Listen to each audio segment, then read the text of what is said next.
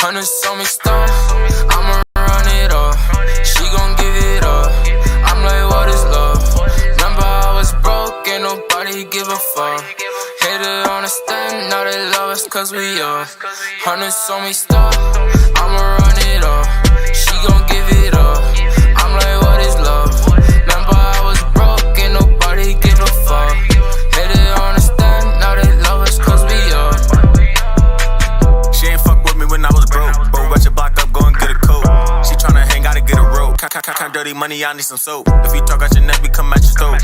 Cause she so wet, gotta get a boat. You wanna be like me, then take some notes. All like a player, don't need a coach. My hundreds is blue, but I ain't a low. She tryna control me like a remote. Addicted to money, I'm diagnosed. I ain't wanna fuck, but then she revoked. Asked if I'm in love, and I told her no. Bro, stacking hundreds right in the vote.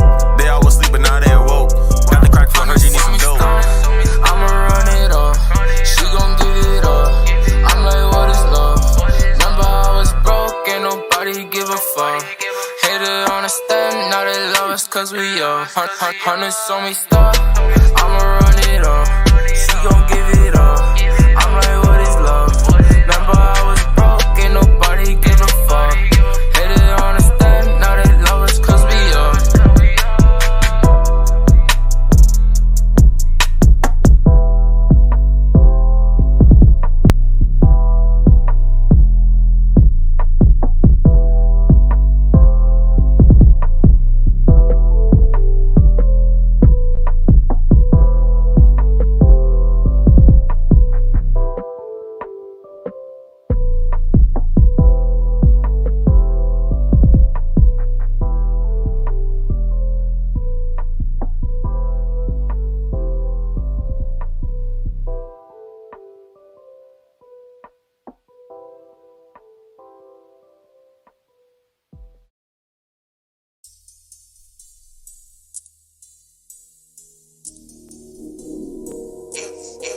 I'm back. We back. Ha. You ain't ready. Yo, I come through, better come to. Not pick up, finna drop to. Damn, it's so true, keep it up. Catch slipping, gon' get fucked up. I'm on my way, time to pay for yesterday. Pull up with that Escalade. Only bands can save the day. Extra real, but got no proof. Reppin' nothing when you in the booth. Say he trapping, that ain't true. Catch you lacking, you slacking too. Not the vibe, yo, that's a lie. Getting by just getting high. You think you ride, but you make them hoes dry. Bitches cry. No DMs to slide, cause you fake. Ain't them to ride, bitch. Running high. You wasting all your fucking time. Yo, we got this. Don't be a crusty ass bitch, you know. Listen, I'm gon' pass it too. It's real. Yeah. For the money, bitch, don't test me, you won't pass it. I'm from H-Town if you asking. I'm one deep, no pistol packing. I'm chasing money, ain't no slacking. I'm swinging off the block with ambition. I'ma do my thing before I go missing. Like DJ Screw, we serve sipping. Houston, Texas, trill living. Deuce Ward, born and raised. So I'ma stay representing till I'm in the grave. Better hate to act right before he misbehaves. And he can pray to God to say I'm the real deal. I'm Israel, no matter what you feel. I keep it real. Step in the booth, I might getting killed. And I eat good, I don't skip a meal. Never been the one to let a dude talk down. Going up, I don't think I'ma come down. All work, no play, nothing fun now. Got my head up, never put down. Gotta get my money up, cause you ain't living right, let your money's up.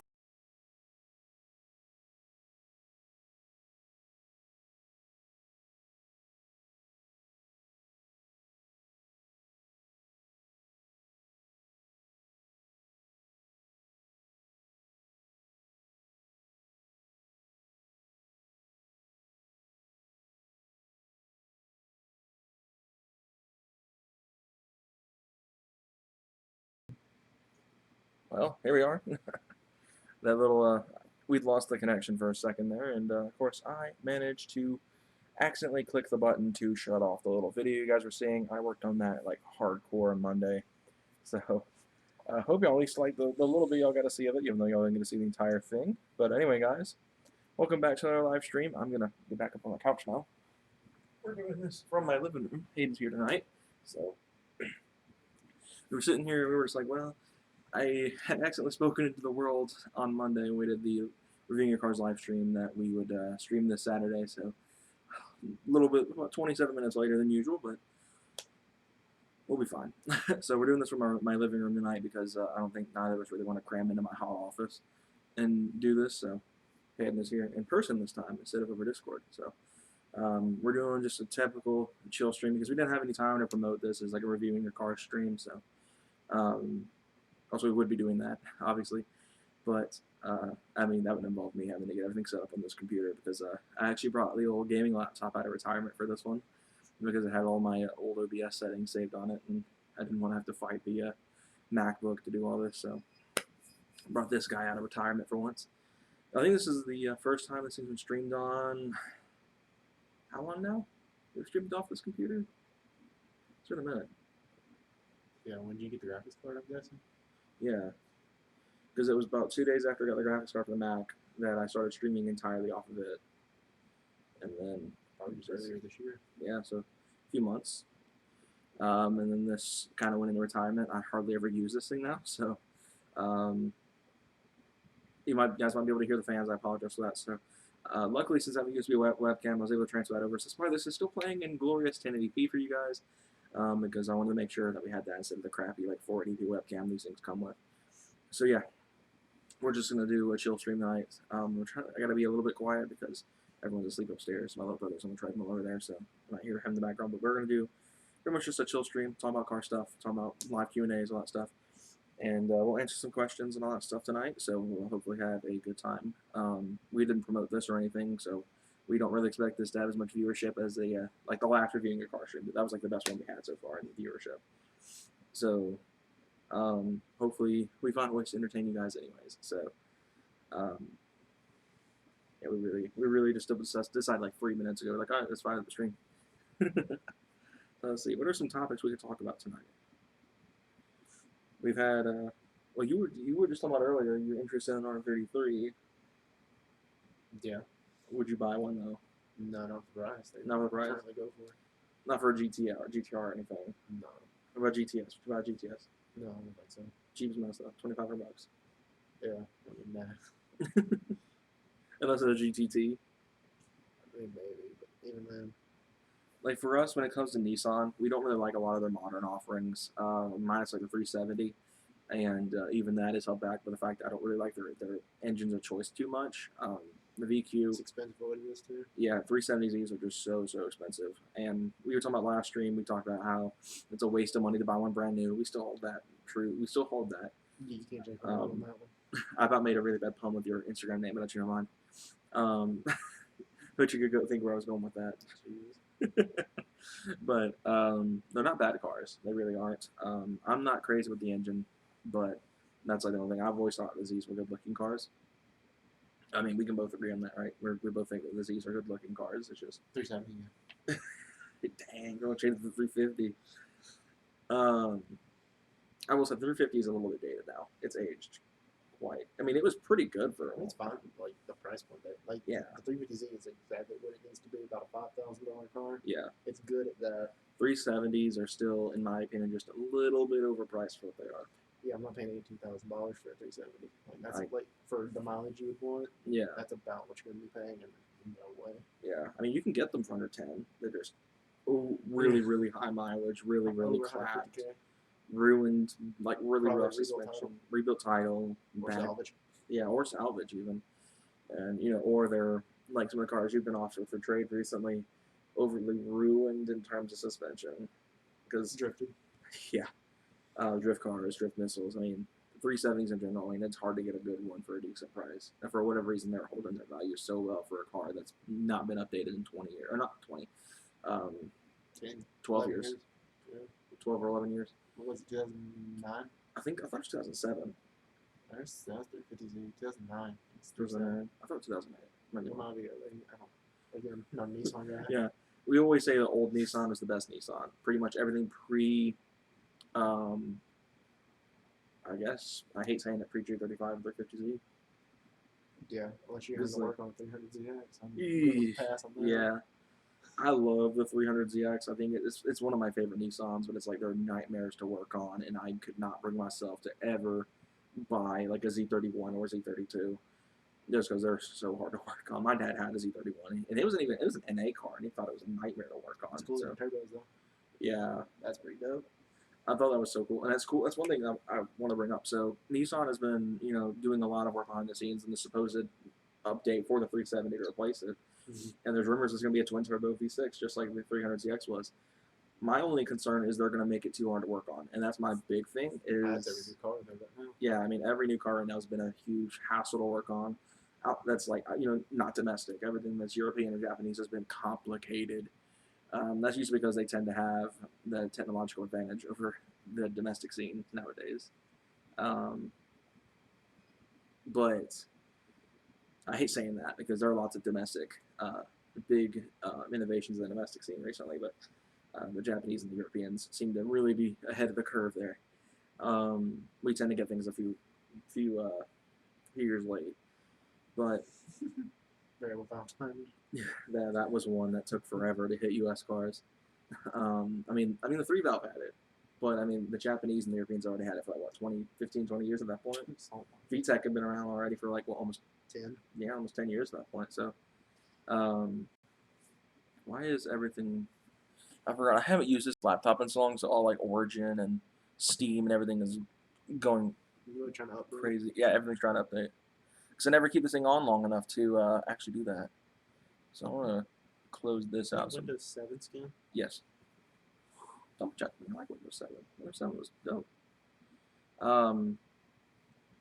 One thing I'm going to do actually is if it works, see if it works. Nope, it doesn't. Dang. I had the old chat thing that I used to run back in the day. We used to have the chat pop up on screen. That apparently is not working anymore, which sucks. But yeah, I mean, I think that's gonna be interesting to see because I wonder if they're gonna use the same motor that was in the Q50 and the Q60, which would be pretty crazy. I mean, those things are no crap ton of power, so that'll be interesting to see. Maybe it'll finally be the Z car that wins me over from the Z32 era. Those 350s I think they're right where they need to be, like you were saying. The price point is good. They don't look bad. No, they're good for price. Very good platform. It's just 370s are expensive for what they are. Yeah, in my opinion. I think the VQ's the only thing holding back the 350. That's what I'm always saying. Like people who do swaps, I'm like, and I'm not saying the VQ is absolute garbage. It's it's not, dare I say, anything pre-3.7 bad. Like the 14, that's like the best thing to do. Anything pre-3.7, is definitely, I would say, in a lower tier performance-wise in the VQ. But it's just, I just can't go for the sound. That's like the one thing that ruins the VQ for me. Like it's a pretty good V6, but V6s are always been held back by the fact they can't make 1,000 horsepower easily. And I mean the VQ is no different. I think it's probably, and honestly, the best suited to make 1,000 out of all the V6s I can think of. Just the GTO. Yeah, I mean the VR is great for power. As much as I hate to say that, because I'm not a Is that the GTR only fan. V6 that makes crazy power? I think so. The only one that can do it easily. The only one that doesn't take way too much money to invest into to get it to go fast.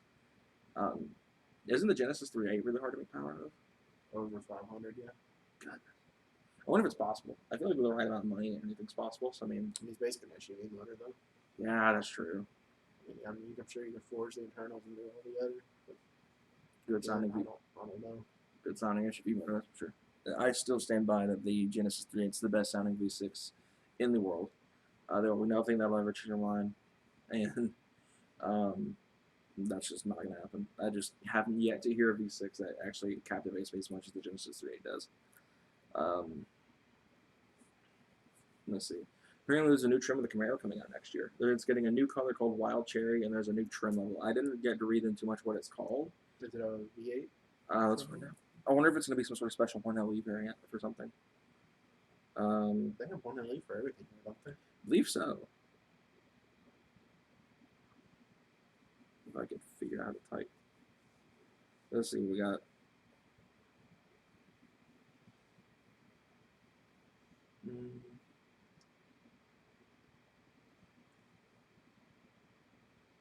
So apparently. Okay. Maybe not. I thought I saw something recently. The 1LEs are now available with the 10-speed.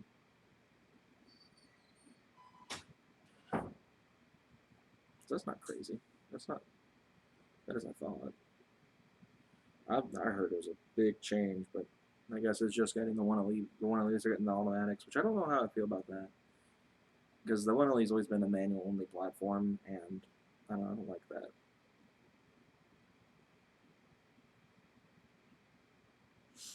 I personally would, I don't know. I get it because the 10 speed's really good, but at the same time, I don't really feel like the 1LE is the right car for it to go on. It's like the GT350 in a sense. It's like a hardcore track package car, and I feel like putting a automatic and like a track package car like that. I mean, outside of like a dual clutch, it just, I don't know. I just can't see a traditional torque converter automatic being a threat on a road course. I could be completely wrong. I mean, ZF has done a really good job of making some great track-based automatics, but it's like, I don't know. I don't think the 10080 is, or the 10R80 is like a really good transmission for road course. Drag racing, absolutely. Great transmission for drag racing, but in terms of road course, I have a hard time supporting the 10 speed. So that'll be interesting to say at least. I don't know. I just don't think the 1LE should get it. That's the same thing with the 01 1LE when they added the 10 speed to that. I was like, I don't know about that because that's a bona fide track car. If it was a dual clutch, I could totally see it. But I can't really support a 10-speed transmission on a track package vehicle. I don't know if Ford's been doing it for a couple of years now, though. I know not the PP2, but the PP1 was available with an automatic. I know the PP2 is manual only, which is pretty cool. Did you hear me, Aiden? Oh, there we are. Okay. Yeah, we'll go back here in just a second. We'll get to get his opinion on the 1LE getting the automatic.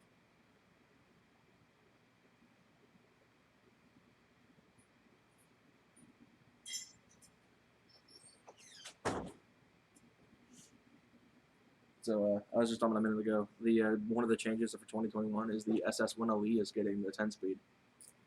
What did it get before? They didn't have an automatic option before. It was manual only. Why is everything automatic? God. Because I was just Bunch talking of about, women. I was just talking about how I don't think the track package cars should be getting automatic transmissions that are torque converters. I was like, DCT makes sense for a track car, but a standard like especially with that many speeds, I mean a 10-speed transmission, that's a lot of gears you have to go through on track. I just don't get it. The 10-speed. Wish it kicks down quick when you click the pedal. Yeah, I mean they better tune that transmission up because from what I remember, the Mustang and the Camaro both have a really bad delay with the 10-speed, just like the 6Rs and the 8Ls do. The paddles are bad? Yeah, to my knowledge. I think they're better than the I thought they 6 were speeds good. and 8 speeds, but I don't think they're, not Dodge good. That's one thing that Dodge has down pat, is the The paddles. ZF is instantly clear paddle. Yeah, Basically a dual clutch. it's pretty much. I mean, it shifts just as fast as a dual clutch, and it's got really good power response. That's one thing I'll give Dodge extremely good credit for, is they know how, they got a really good outsource for that transmission, because Dodge transmissions pre-ZF were just not good. That was one huge thing. I mean, me and Michael were talking about, we had the same opinion on, we were like, Dodge didn't really get that together to 2015. Yeah. Anything pre-2015 is rough. 5-speed. Yeah, 5-speed autos, and the trans manuals weren't that great. I mean, they were fine. Aren't they Tremix? Yeah, they were Tremix, but it was just more of the power plants didn't really work on them too well, because the 3.5 was slow and the 5.7 3.5 didn't get it manual though. it didn't. No. They used to talk a little bit 5.7 about Dodge. and 61 well, they got manuals. Yeah, and then they may have worked fine.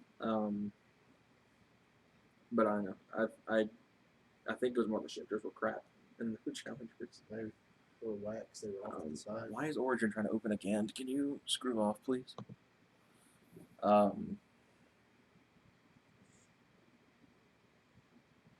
Yeah, so we're just gonna do. I mean, I don't know. I can't get behind them putting the 10-speed in the Camaro 1.8. No. Then keeping the standard SS, that's fine. I mean, all cars should have at least, the option for either one. It would be nice to see some manual in sports cars, though, like how the S2000 was. I don't think it would be possible in the modern era, though. Nobody buys manuals anymore. No, I mean, They would make be, up like a tenth of a percent of automatic sounds. yeah. So I mean, it would make sense economically to do it, but it would be kind of cool for the enthusiasts that the very few that enjoy manual that much. But yeah, that's one thing I really liked with the 1LE. If you saw 1LE, he was guaranteed to be a stick. Yeah. But yeah, I guess it's definitely a change. Thing of the Definitely a past. change. Yeah. I mean, like I said, the 10-speed's good for drag racing. It's just I don't really see the road course transmission. Oh, I've never done any road course, I can tell you. Yeah, that's right. We could be totally wrong. I mean, who knows? Maybe some of those 10-speed cars will just blitz past the manuals on the track. Why? I mean, I'm just not sure. Look at the GT3 RS. That thing's has quick. 9 gears. Does it? I thought it only had 8. I think it has 9. Sheesh. I know they had a 7-speed manual. It's one of only 2 cars ever to have it. There's a C7 in it. But let's see. We're on the chat yet. Nothing yet. But yeah, like I said, we didn't promote this at all. We just kind of were just sitting there and we were like, didn't you say at one point during the last live stream we stream on Saturday? I was like maybe. So we're just like, oh, we'll fire it up and see what happens. So here we are. Huh? Oh.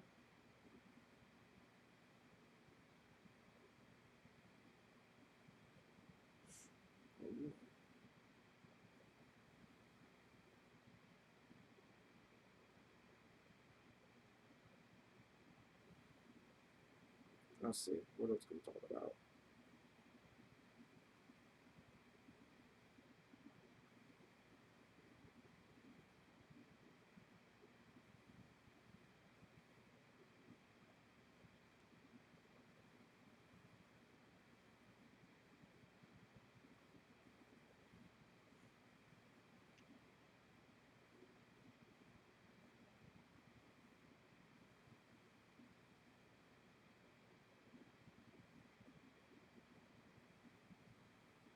Let's see. What's another car topic we talk about? We talked about the 400Z. We've talked about the one he's getting an auto. I guess I'll keep the chat up. That way we can actually look through it if anything pops up. But oh yeah, do you want to talk about the S2000 at all with the valve adjustment? Yeah. I mean, it would reveal kind of what was going on with the car and why you want to sell it, but That's misfiring. yeah. So if you guys haven't watched, Hayden's S2000's had a nasty misfire at idle ever since he got the car, and we thought we were having tons of other issues. I mean, we thought ring lands were issues, not ring lands, rings were issues. We thought ignition coils were issues, which it really could still be ignition coils possibly, but I feel like it would be misfiring like through if it was ignition coils, right? Not necessarily. Not necessarily, but one thing we noticed is that well, one thing he found out is that those cars are supposed to have their valves adjusted every 30, 40,000, 50,000 miles? Every 30. Every 30. So his car has 180, so we're not sure it's ever been done. It's much like timing chains in the forest. You got to be on top of them, or else it could end badly. So Hayden's going to work on getting that done and try to get the car in perfect shape, because if that could solve it, it'd be perfect. I think he's watched tons of videos. He knows what he's doing. So I think it's just really just sitting down in the garage, give him some time, and I bet you could crank that up, and that'd probably be $40 well spent against the car running, right? Probably. That, I need to get some new gaskets. Yeah. Did you say your valve cover's leaking now in your car? It's been leaking a little bit, not much. I wonder if that's what that leak you were worrying about was.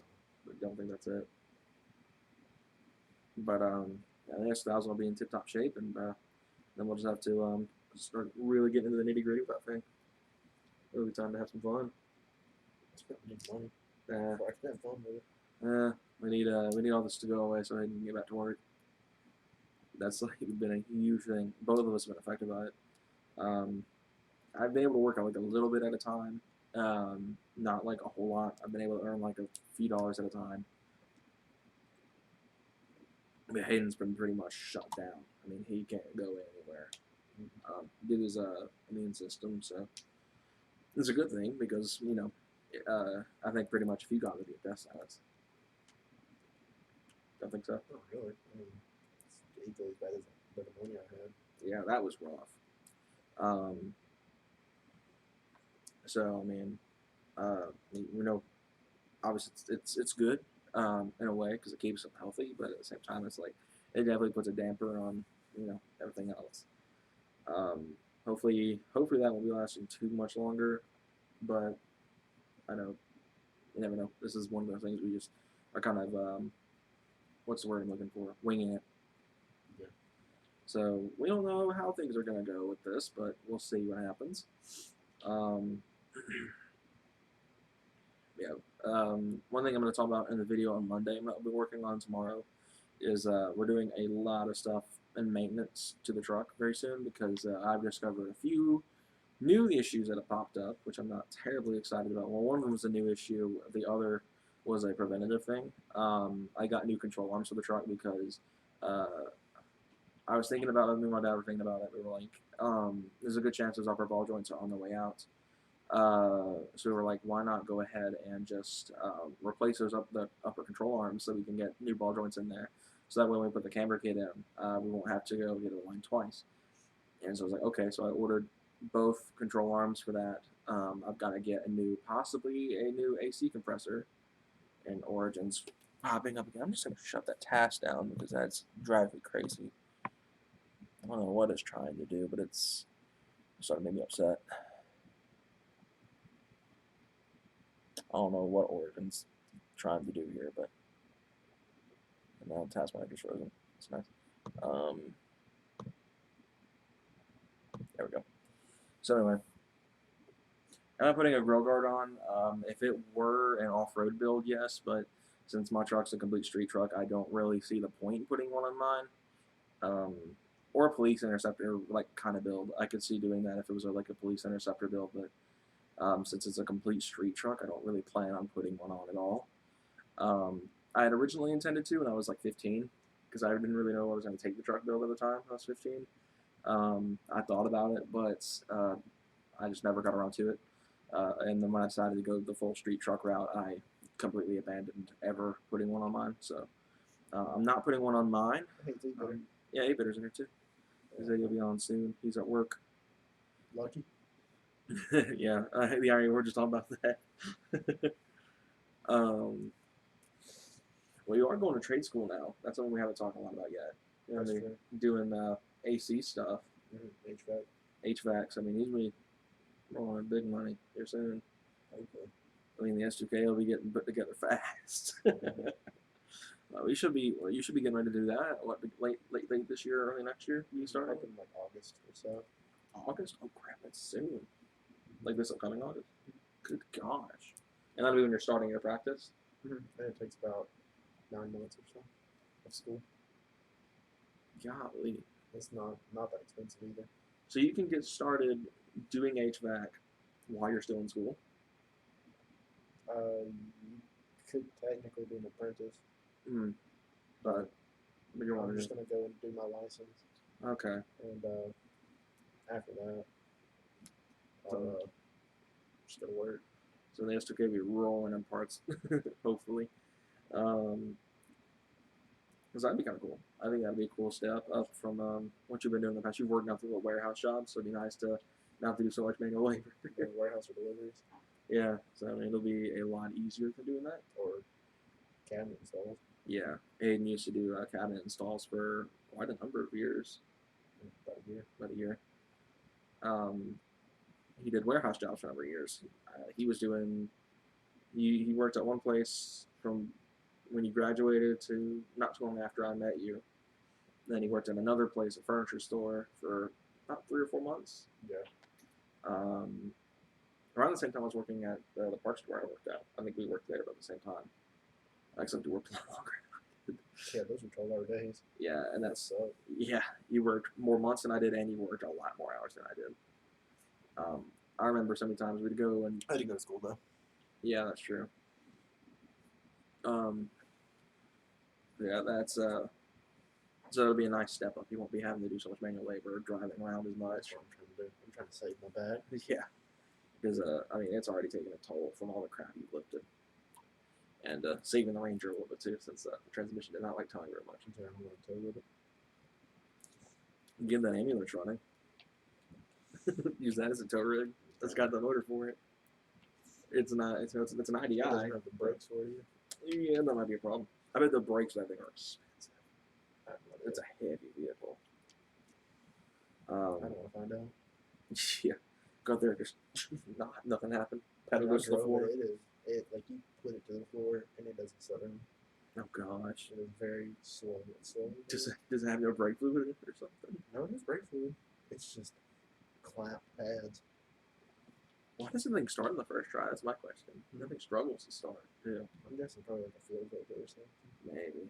Diesels do love to ruin their fuel filters, so that could be it. But I've always talked about buying it off of them one day and using it as a tow rig, and like converting it to a camper, and then be kind of fun. But that'd be a lot of money because it does need a little bit of work, to my knowledge, right? I mean, you just gotta figure out what's up with the starting problem. Yeah. Besides that, it runs really You well. just gotta rip out the back of it too. It's like Yeah. get all that junk, Whatever. all the old ambulance, like Yeah. benches and stuff. Yeah, and clean up all the lights and all that stuff. Make sure it's completely decommissioned. Since they pitch or fit about that. I mean, it's still technically fully commissioned, right? Hmm. Like, well, no, the lights don't work. No, I think the wire's been cut or something. So it's technically decommissioned. Mhm. So that'd be interesting to see one day. Probably joke around about buying it off them and just putting an exhaust on it since it's header dumped right now, and going out and using it as a tow rig. Because isn't it? Yeah, it has a hitch and everything, doesn't it? Yeah. So I mean, you could technically tow with it, which would be kind of cool. And use that as like a car hauler, stuff like that. If we ever got to go to the YouTube call out, if they ever brought that back, put the truck on the back of an ambulance. Imagine rolling up in that. I'll do a big car meeting with an ambulance, with a little Explorer in the back of it. It'd be the most fun thing ever. I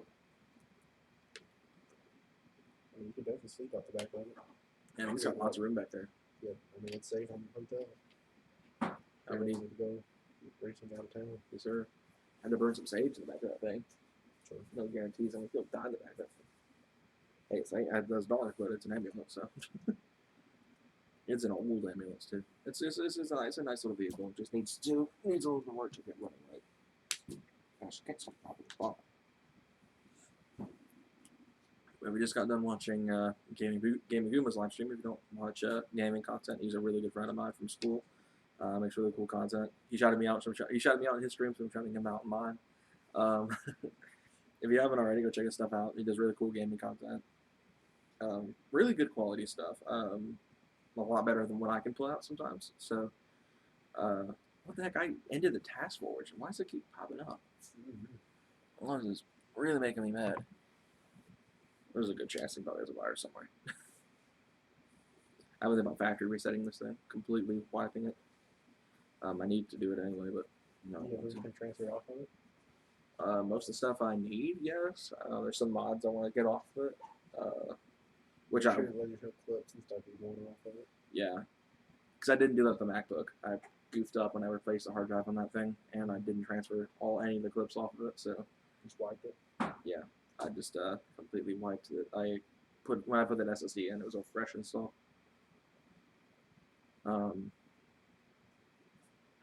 But yeah, what was this? What were we talking about? I forgot what we were talking about. We're talking about the ambulance. I was thinking about it today. I was like, we could totally take that thing at Grid Life and use it as like a camper bus, like a camper ambulance thing. I guess when there's like little sleeping cots. Yeah, that's what I was thinking. Pop them in the back, or an air mattress. Yeah, I mean it'd be perfect. I mean it's got plenty of Or room you for it. got those benches and stuff, and like pressure wash the back of it. Yeah, they would need to be cleaned. Because I mean, again, it's an ambulance from like the '90s, so It's usually got like old like dirt and stuff in it. yeah, probably dead people stuff. Gosh, damn it. Blood, probably bloodstains somewhere in there. Yeah, I haven't seen a bloodstain. Have you seen it in like ever since it got parked there, the storage place? I mean, I drove it there. Did you love driving that old hole? No. You can say it's horrendously slow too. It's I mean, it's so heavy. It's got Yeah. a big old box in the back instead of naturally aspirated like diesel 730. Yeah, It's slow. bet you thing's gonna run forever though if you can get it running right. Maybe. And figure out what the gas just. Just fill it up every time you get in it. Yeah, that's pretty much what you have to Do do. it like I did the Honda.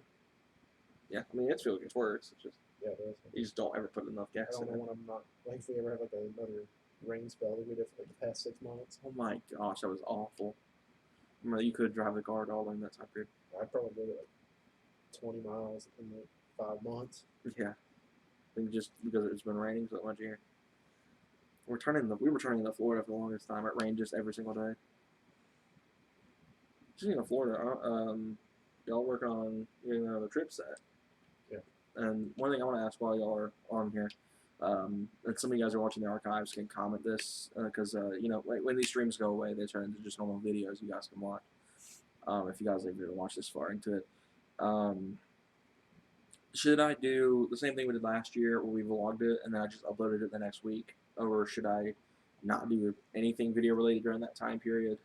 Just focus on having fun and just posting like Instagram stories and stuff like that, anything cool we do? Or should I just flat out vlog like normal during that trip? That way we'd have, you know, if I didn't do anything video related during the trip, I would still have videos going up. I would probably just film them about a week in advance before then. So they would go, you'd still have videos going on during that week, however long you're down there. But just wouldn't be, you know, trip vlogs or anything. We wouldn't be, you know, doing the same stuff we've done the last couple of years. It would be car related. Yeah. That's the thing. There's the Florida vlogs never seem to do very well because there's not any car stuff in them. I mean, obviously, unless we met up with some subscribers that had cool cars down there. I know there's a couple. There's one that's over in Fort Walton. It's about an hour away. You've got a family member with a ZR1 that's about an hour away. Yeah. If you went and visited them or something like that, then we could make a car video. But the likelihood of doing that, He's super sick right now, anyways. after you get, Right. He doesn't have COVID or anything. He just got, I don't know what he has. that sucks. He's in the hospital though. Hopefully it gets better. That sucks a lot. There's a couple of subscribers that are down there. I think I don't know about a couple, but there's at least one subscriber that's down there in Fort Walton that we could go and pay a visit to. Runs a game store down there, like retro stuff, and you know that's well, both of our RT2. Yeah, that's RT2 content right there. And he's got a sports track as well, so we could do a video with that for this channel. I mean, it'd be great. We could do content for both channels at that point, but again, that just we have to work out the details on that and actually, you know, get out there. So you know, that's funny. I talked about it not too long ago on the channel update. I was going to start uploading on RT2 a bit more. I haven't actually sat down and done a single thing for that channel. What was the last video you uploaded? Oh gosh, I wish I remembered. I think it's been a few months. I think it was when I got the DS. I may be completely wrong, but I think it's when I got the DS.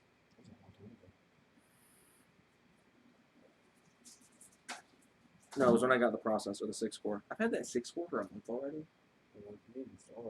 I know. What am I doing? The thing has been sitting on my dresser for the last month with no chance of getting installed recently. I haven't sat down. These two videos aren't really bad for views. For subscriber size. Yeah. There's a couple in there that got almost 1,000 views. I think there's one that has 1,000. Windows 10. That video Got did really 1.1, well. and their unboxing is a 580 to 285. That one got a lot of dislikes though. That one. That one did? Yeah, the 580 video did. Really? I think the installing Windows one only got one dislike. Why did you get so many dislikes? It said it was an I guess it's because I rambled on. 5 dislikes. Yeah. 6 likes. I guess it's because I rambled on a good bit before I actually opened it up. I people were just expecting me to all right, here's the thing, open the box, alright, it's done. But I tried to give, you know, I don't do unboxings in the typical sense that way. I like to give background before I, you know, when I'm opening stuff up. I don't like just, you know, here's my water bottle. The cap's off. All right, we're done. You know, I don't like doing that. I like giving backstory. I like, you know, talking about where the idea to get the item came from, why I'm getting this item, where I'm going to use it for. I don't like just, oh, here, I bought this. All right, here we are. You know, so that's why that's probably why the video gets so many dislikes. It's probably just based off the fact alone that Game of Origin, what the heck? EA, fix your crap. EA's garbage, dude. Anyway. Your GameCube HD thing did 1.3K. Yeah, we were actually just playing that earlier. And that's the first time we hooked up in a couple months. The HDMI side, at least. The GameCube itself has been plugged in the entire time. Testing games for testing some games for your friend. The games I gave you the 2 views. Yeah, that video did not do too hot. Sean McMurray, what's up, guys? We're doing good. How about you, man?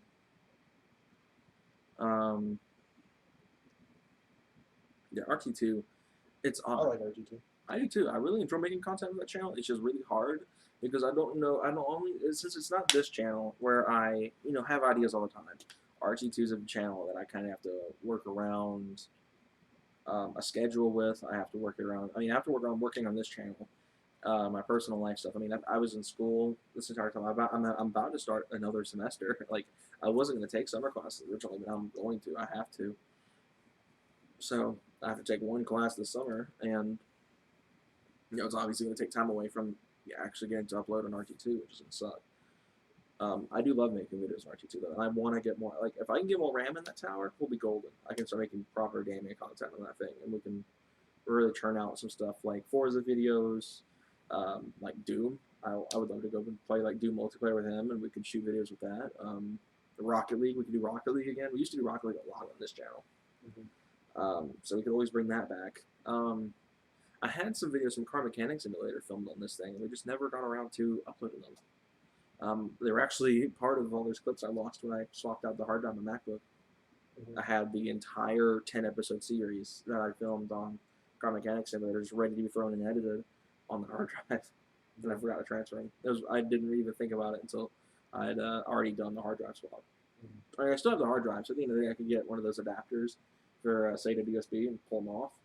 I would just be tracking down those adapters, would be a pain. But I mean, obviously, I've got a couple of videos for RT2. I just got to sit down and actually work on them.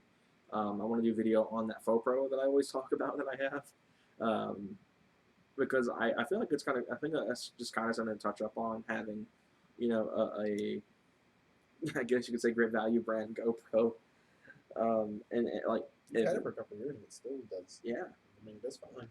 I mean, the mic quality sucks. The case is busted, but that's really about it. GoPros have trash mic quality too, though. Yeah, I mean, it's technically you get good video quality of, I would say, probably on the same tier as like a Hero 4. If I had to guess, it's probably, I'm thinking the one on the Hero 8 now. So I mean, it's definitely not top quality. I would say it's probably about the same quality this webcam gives off. I mean, there's 1080p, 60. I don't know if the webcam's 1080 60, but it's pretty good quality. It shoots in 4K, which I've never done because it only shoots in 4K 25. Yeah, I mean, I want to do 4K video, but it's like that'd be my bottleneck there. GoPros do 4K? They've done 4K for a few years, I believe. 4K 60? Yeah, I think so. I'll have to look. If not 60, at least 4K 30. But I have been thinking about upgrading that camera, but it's just actual GoPros are obscenely expensive. You can spill the beans of what you bought here recently? Well, I guess I was going to wait to talk about it in the video, but I actually just bought it last night. It was, if you guys follow my Instagram, I posted a poll on there a few days ago about a interior kit I looked at, and I was really considering. I've literally been thinking about buying one of those for about 3 years. Like, I'm not even joking. I've had that on my wish list on Car ID for several years, and I found one that was a little bit cheaper than the one I was looking at originally, and I wound up finally pulling up. I have been saving up some money since I hadn't been traveling to school. I was able to save up a little bit of money, and I used some of it to get that interior kit. It'll be here in about a month, and some of it I'm not going to use. Like, it's pretty much everything to the left of the radio will be carbon fiber, and I really just want to do the gauge cluster surrounds, and like the doors, like some pieces for the doors. I don't know if I'm going to do the entire kit, because there's a huge piece that goes right over the headlight controls, right underneath the steering column. I mean, it's a big piece, and I'm not quite sure I want to have that much carbon fiber in the interior. It didn't cost too much. The original kit I looked at was almost $400. The kit I want to buy was $160. Yeah. So not bad. It has to be custom made and everything, so we'll have that here in about a month. And like I said, we're going to do a lot of maintenance stuff. I've got new control arms coming for it because I'm just doing it preventatively. I know I was having some ball joint issues anyway, so I mean, might as well go ahead and knock them out if it's the uppers. I don't remember if it was the upper or the lowers that were having issues. That popping sound you hear, not turning sometimes. Yeah, it's one of the ball joints. I just don't remember if it's upper or lower. What squeaks when you're going on the bumps? That I wish I knew, because I thought it was the shocks, but those are brand new shocks. Well, not brand new. They've been in for about 2 years, but I was like, it can't be the shocks. They were squeaking after I did it anyway, but I'm not quite sure. I wish I knew that. Maybe something related to the control arm, the swivel arm, maybe.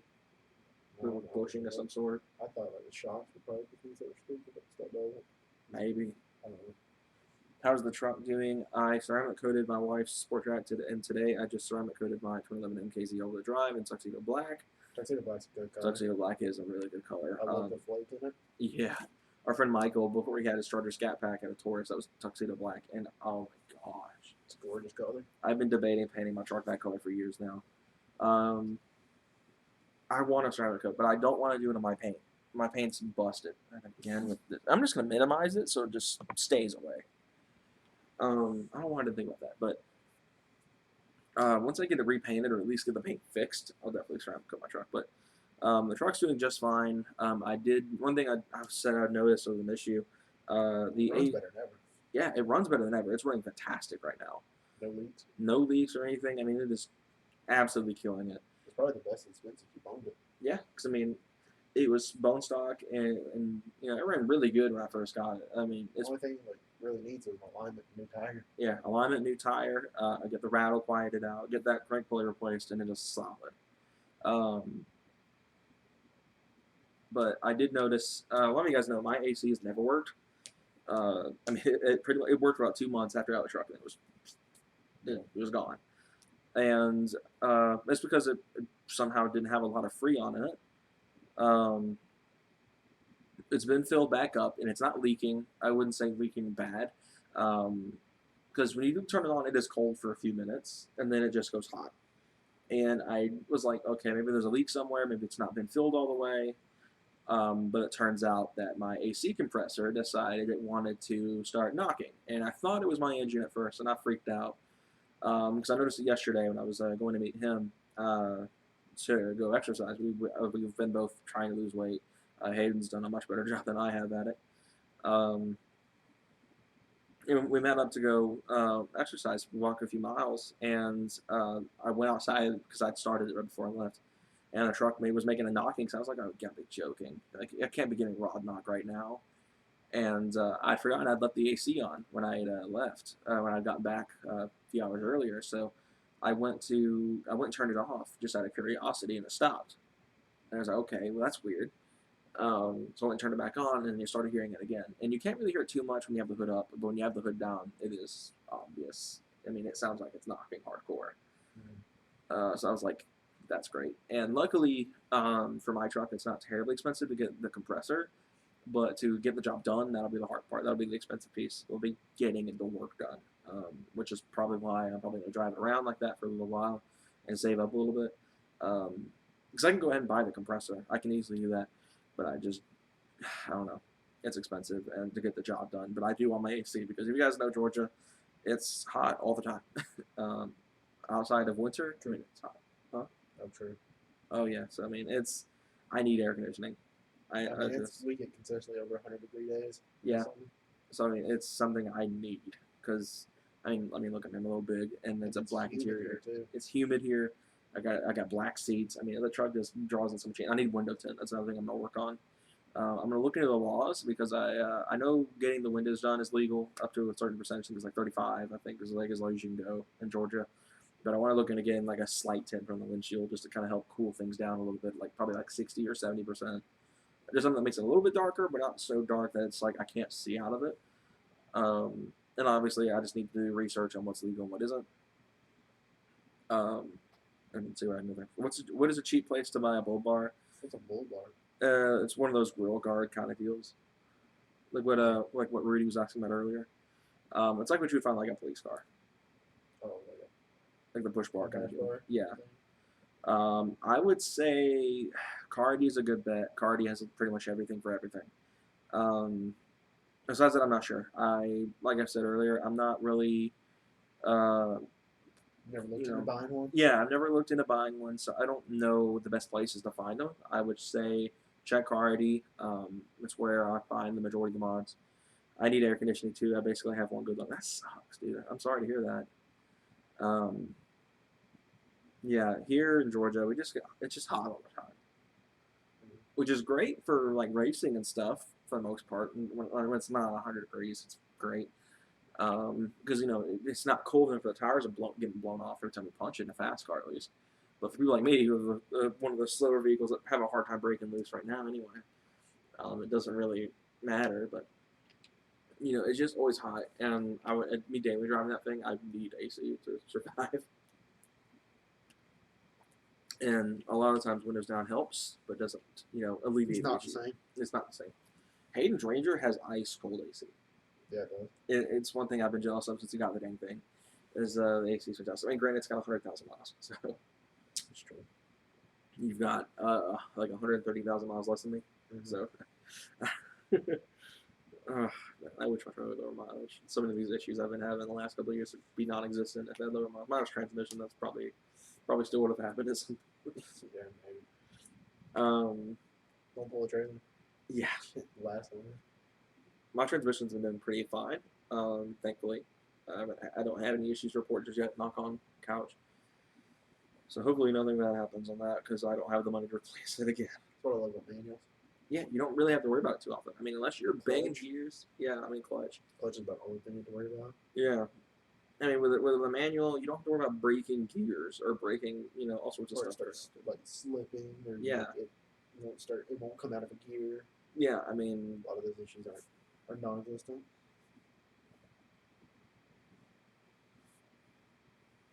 go to my Facebook page and the car and truck is there. Possibly, could probably do that at some point. I didn't check it out. I have been thinking about doing some body work though. I've been wanting to get some stuff cleaned up on it. The tailgate in particular. I've been thinking about saving up a good bit and investing in the 0405 bumpers, the STA stuff, the color match stuff. Get it prepped for that because I do want to do color match. I was thinking about it just doing the cheap way, getting the dents pulled, getting the bumpers off the 04 and 05s, and then taking them, having them sprayed, get the hood sprayed. You pull the dents and Bondo, whatever else can like be smoothed out. Yeah. Paint over it. It should be good. Yeah, and then good to go. I mean, besides those spots, like the hood, the roof, and the tailgate, the paint's fantastic. I mean, I wouldn't say it's like Conqueror's Elegance material or anything, but it's not bad. I mean, I've seen cars with that mileage in a lot worse shape than mine. I've seen cars with less miles in worse shape than mine. So I mean, I think at the end of the day, I mean, all it really needs is to get that hood done, get the roof done. Those are my two sore spots. Just the hood and the roof. And the tailgate, yeah, the dent is just killing me. Besides that, the paint's great on the tailgate. It's just that one spot where that dent is. There's some scratches too around it. Yeah, it's that poor tailgate. I debated getting a It light. doesn't work truck before you had it, so it's like, Yeah, I mean, my tailgate's pretty dinged up too. So it's Yeah. just kind of a truck thing. People who actually use it, yeah. which 'Cause- is fine if it's not a show truck, but I mean, like you're trying to make get it in shows and stuff. Yeah. I feel like I wish my paint was in better shape, but that's The Honda's. the With Honda's, STK's paint's fine. Like it's not bad. it's not bad. There's Minus just spots in the the fender. quarters that has some scratches. Yeah. Other than that, it's fine. I mean, it's stained from the soot of the single exit. Yeah. That I don't know why single exits always just them to do that. They always ruin bumpers. He's been looking at getting a Coretti exhaust for the car, which is probably my favorite I've heard so far for those things. For the price. Yeah, I mean it's a fantastic sounding exhaust. I really like how the Coretti sounds. It's not beehivey. It's not. Sounds better with a cat on it. Yeah, The test back will make it a little obnoxious. maybe.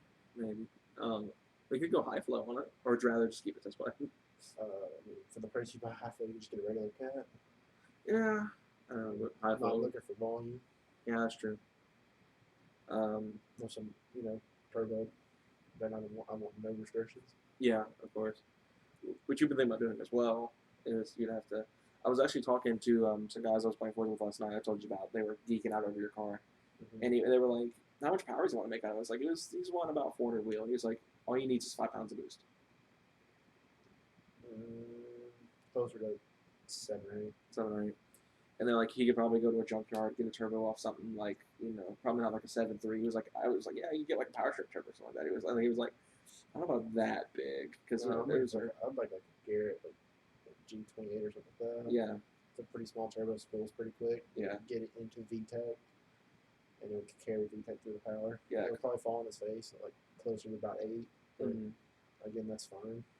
yeah, because by then you're already out of your power band anyway. Because aren't the S2Ks, they get the power band kind of do that. It can rev to 9, but like about 87 is like you kind of can shift after that. Yeah. It doesn't get much more out of it. Yeah.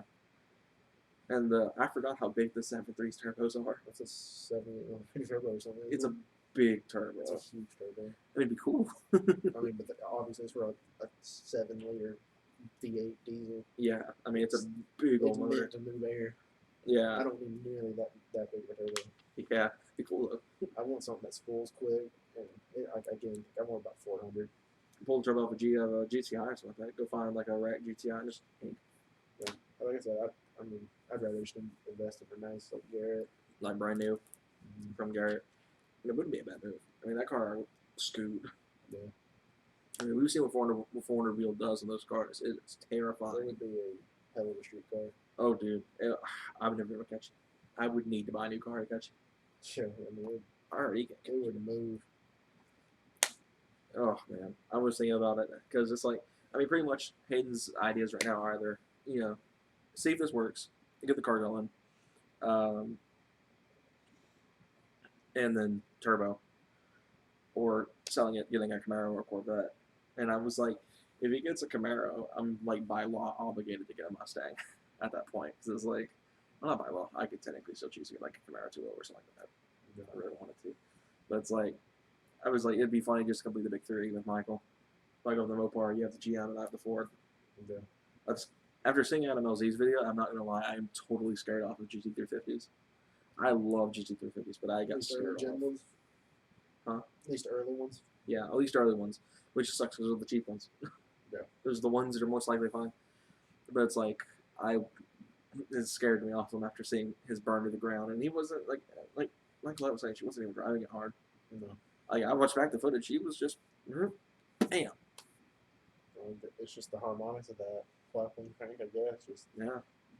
Jitters that gasket loose, and it just, it just sprayed oil perfectly onto the header and ignite it. Yeah. It's sketchy, but Yeah, it scared me away from 350s. I think the only way I'll be buying a Mustang anytime soon is if it's a late model 350, a 500, or the 50. Yeah. I don't see myself buying an early 350. I wouldn't be entirely opposed to a 50. I mean, they seem to be doing pretty good for themselves. I mean, obviously, MJ82 is a bit of a sketch. 6R80 is not my favorite trans. 10R80 is fine, but again, I want a manual. So. But when you get the 10R80, you also need the Gen 3 Coyote. Ooh, yeah, my Gen 3 Coyote is pretty rough. That one's not doing too hot. I always say. That's the problem with Mustangs. Yeah, it's like you get. They get no combination you really want. Yeah, because you can get either the really, really good auto in the 10-speed, in the crappiest of the Coyotes, I think. In my opinion, the Gen 3 is the worst. Or you get, the really crap transmission with a really good engine in the Gen 2. Mm-hmm. And the Gen 1's alright. The Gen 1 had a crappy transmission, and the engine wasn't necessarily the greatest. I would say it's definitely better than the Gen 3. In terms of internals, it's like. I mean, they're fine if you don't put boost on them. Yeah, Gen 1s are fantastic full bolt-on cars. They do tend to be on the weaker. You can't put boost on them, don't get me wrong. But Yeah, it's not like you can't, but it's just they tend to be on the weaker side for the Coyotes at least. Yeah. Gen 3s apparently handle them the best, which is kind of interesting. Like they make most power out of boost, but Gen 2s are the ones that stay long-term reliable. That's what kills the Coyote game right now. It's just they're the most reliable long-term boost engines. you can see how it's just 6 put all that power through his for so long. Yeah, racing it. Never had an issue until then. And somehow the MT2 didn't break. Yeah, he had a factory freak of a transmission, that's for sure. I don't know how he shifts. He literally ignores everyone that says that everyone that drives an MT is like, take your time, don't be power shifting. It's just he goes in.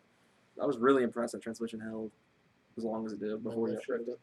Hey, he knows I've shifted all the time. I would love to get a car that has it. Like that's one thing I love with Michael's car is it has the no-lift shift out of the box. I think it has out of the box. It may have done it with the I cop. thought that was the cop thing. It may have been the cop thing, but like cars like the 6 gens, every single 6 gen has it. The ZL one has it. The 5th gen ZL one, the C601 has it. It'd be cool to get a car that has it out of the box. I mean, obviously, either way, I'd probably get it added onto the car anyway. Just to hold it and boost, because that'd be nice. I think Alpha Speed, obviously for the Genesis 202, if you want to go that route. There you go. Oh, does it make the same sound as like the Camaro? See that like DSG fart sound when they no lift? Just shift it fast enough, it should. That I always thought that was really cool with the 6 gens. This is the only way to get them to do that is to no lift shift the manual because the autos don't. They just in the gear, which I love that too. I think I like that more than the DSG fart. I like it. I like that more than the DSG fart. The DSG fight's It's pretty something cool. tense when it goes into a gear. Yeah, because it feels like it's just hammering into gear. Sean said, a friend of mine has a 911 I'm debating on buying, has 130,000 miles. You gotta be careful. 911s are pretty well engineered, but they Depends on the years. Yeah, you gotta be careful of the years. If it's like 996, I I think it's. remember Alex FI was talking about. Yeah, I think it was the 996. The non-turbos had, what was it called? It was a bunch of issues. There was something that would make them like detonate. Yeah, and so I'd definitely be very careful. With the non-turbo. Yeah, if it's a non-turbo, and Again, I don't know anything about Porsches. yeah, like I know a little bit because they run in the family. We have a 944. My uncle used to have a 914 when I was younger, so I mean I know a little bit, but 996 is probably my favorite. I think the 996 is my favorite, but they're just the most problematic, which sucks because again they're my favorite. 997 is pretty good. I think 130 is not high for the Porsche too, right? I have seen some 996s on sale for 10 grand at 200K.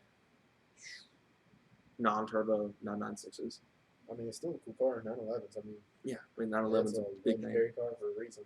Like, interesting. This is probably gonna take a lot of people off. I don't consider the 911 a supercar until you hit the turbo. I can agree with that. Is I mean, this- I don't even really consider the turbo a supercar either. Well, the turbo's just got supercar speed. Everything. It kind of falls in that same like Corvette category. Yeah, You it's know, like right in the middle, It's like kind of. I mean, it has like supercar levels of performance in some aspects, but but it's not it's supercar price. really not. I mean, it doesn't have that like people will snap their necks. How they, like you drive up in a Ferrari, even like a California. Yeah, You pull up something like that, people are like, "Oh my god, it's a Ferrari. it's a Ferrari!" Or a Lambo. Or even if you pull up like a $60,000 like Gallardo or something, Yeah. first of all, "Oh my god, it's a Lamborghini."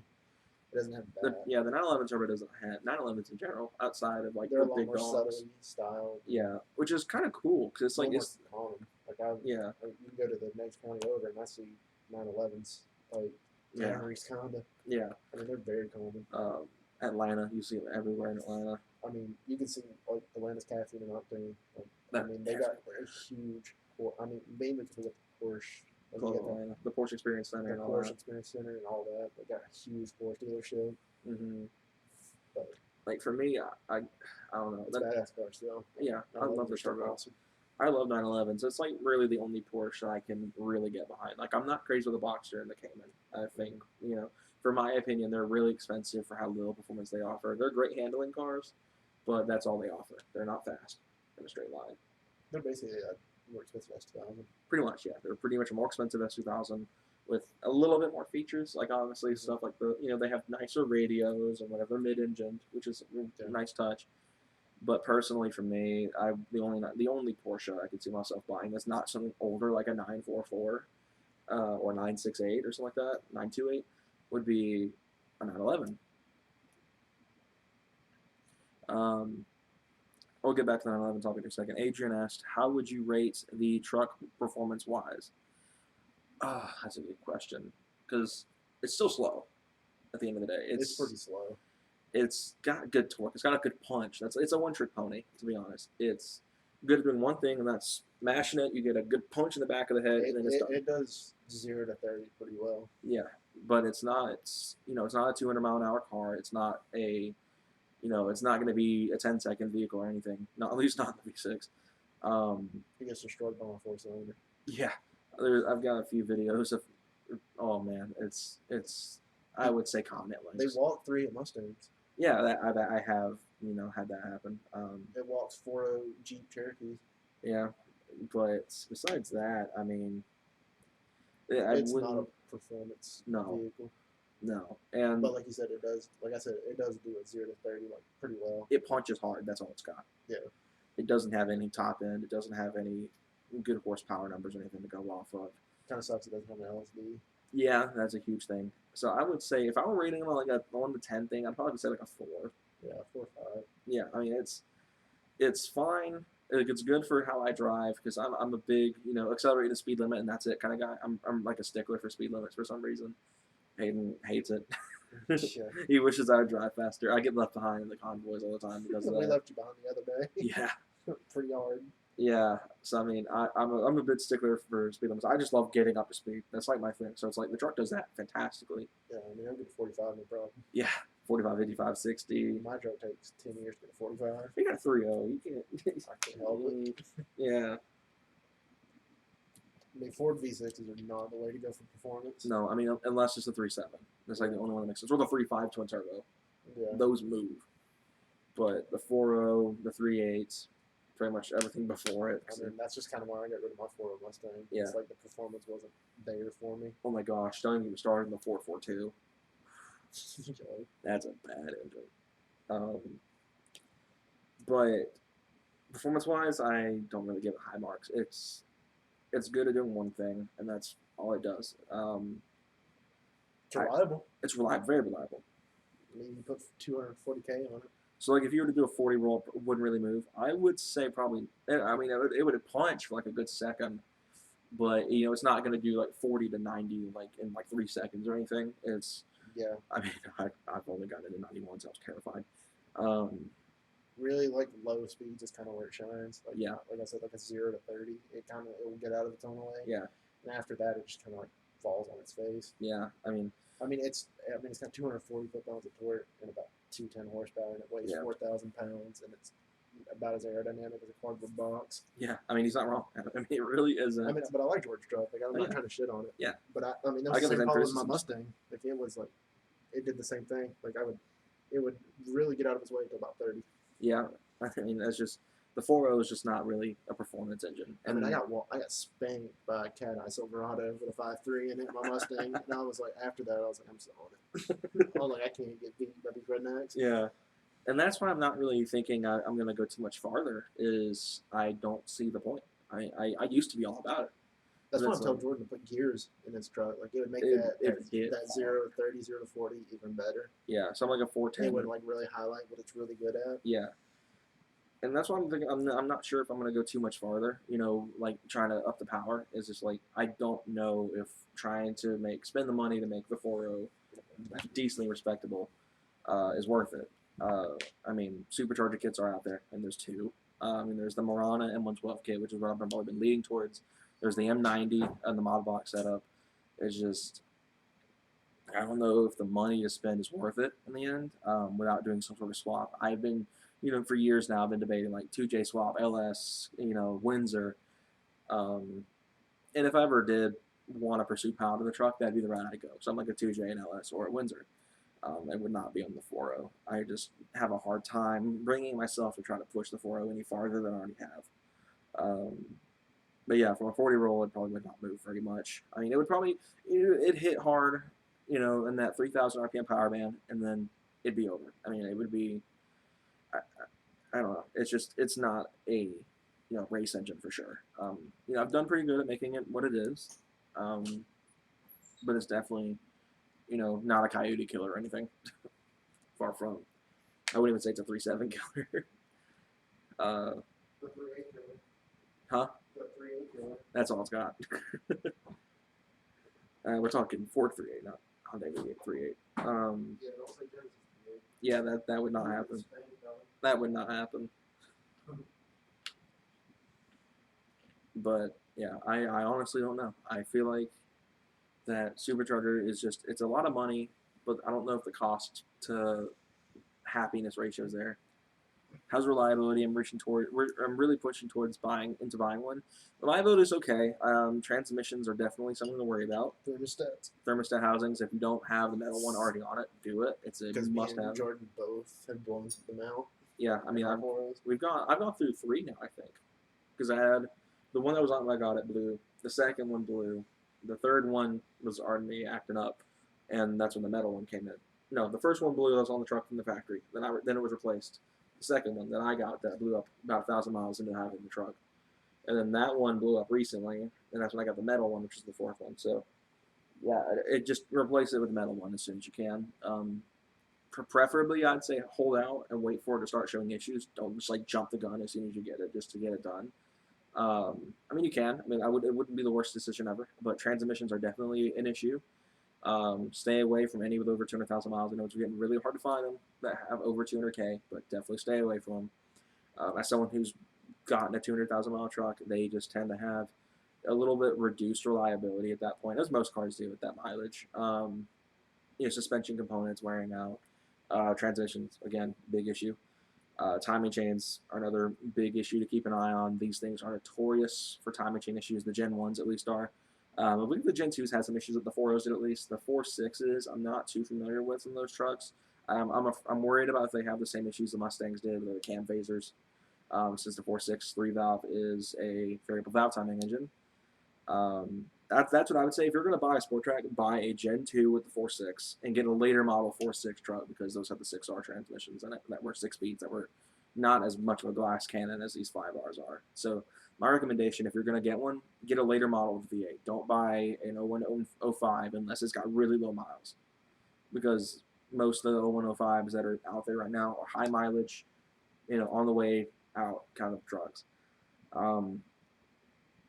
You're running the same issues I had. I have. They're not haulers either. No, they're not towing trucks. You definitely do not. If you're planning on using one for, pulling lawnmowers, it could pull lawnmowers. It'd pull lawnmowers, but I wouldn't go much past like if you're trying to pull like boats and stuff like that. Yeah, don't be trying to pull like a full size boat or really loaded down trailers. Yeah, the 4.0 is great for towing in a sense, like light stuff, but once you start getting the big boy stuff, like I even think 4-wheelers are a stretch.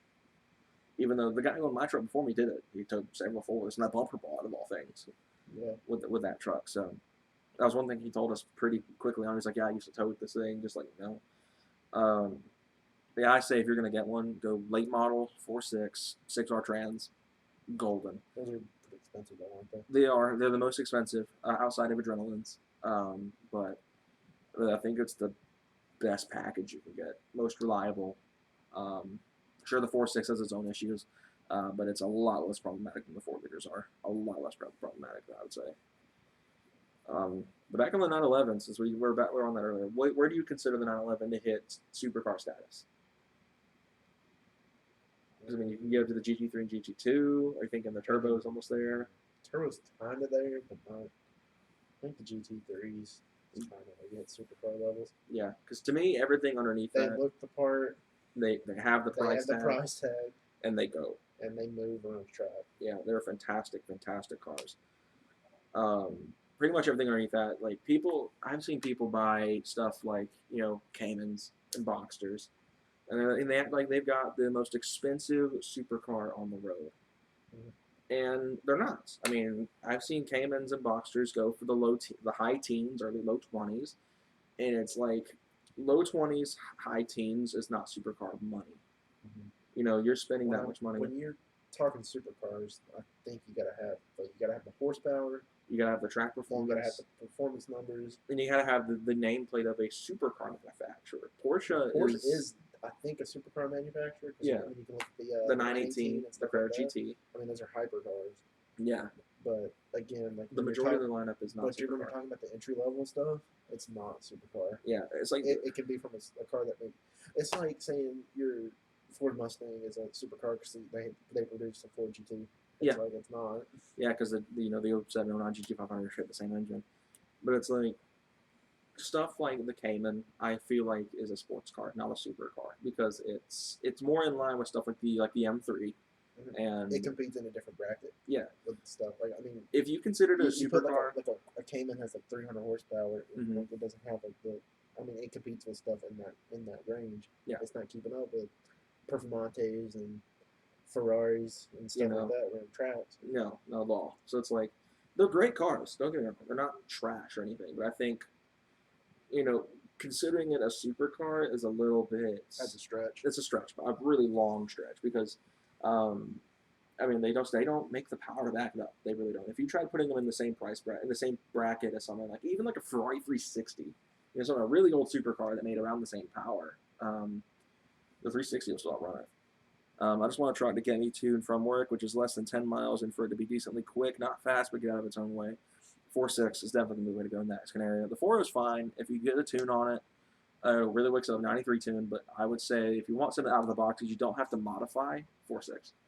There's just no way it'll have the low end torque that you're looking for. And the soundtrack, the 3-valve is the best sounding Ford V8. If he wanted to go exhaust. Yeah, So definitely, if you want something that's going to get out of its own way and be relatively reliable, get something at least with a 4.6. If not, get a 6R truck. But yeah, to me, calling the Cayman a supercar or the Boxster, or I mean, if we're talking that same price bracket, the NSX and the Supra, then I don't think they're supercars. I think that's a huge stretch. For sure. They don't make the power. They got handling. They got handling down pat. The Cayman has always been the benchmark for handling ever since it came out. In that price bracket, but it's like they're not as fast as like a 360 or an F430. You know, stuff in the lower end, Gallardos, 4GTs even. I mean, they're on that low tier. So it's like for me to be able to classify it as a supercar, Porsche would need to came out swinging. Like the GT4 is almost there. The Cayman GT4 is like knocking on the door of being a supercar because it's got the pedigree.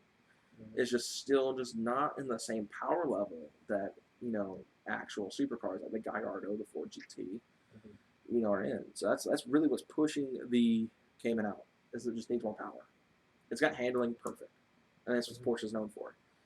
But pretty much everything outside of like at least the 911 Turbo, if not the GT3, sports car all day, or SUV in the case of the Macan, the Cayenne. Like, would you consider the Panamera a sports car? No. You consider it just a sedan, just a luxury sedan? Pretty much just a sedan. I mean, I kind of put it on the same class, like an S class or something like that. Yeah.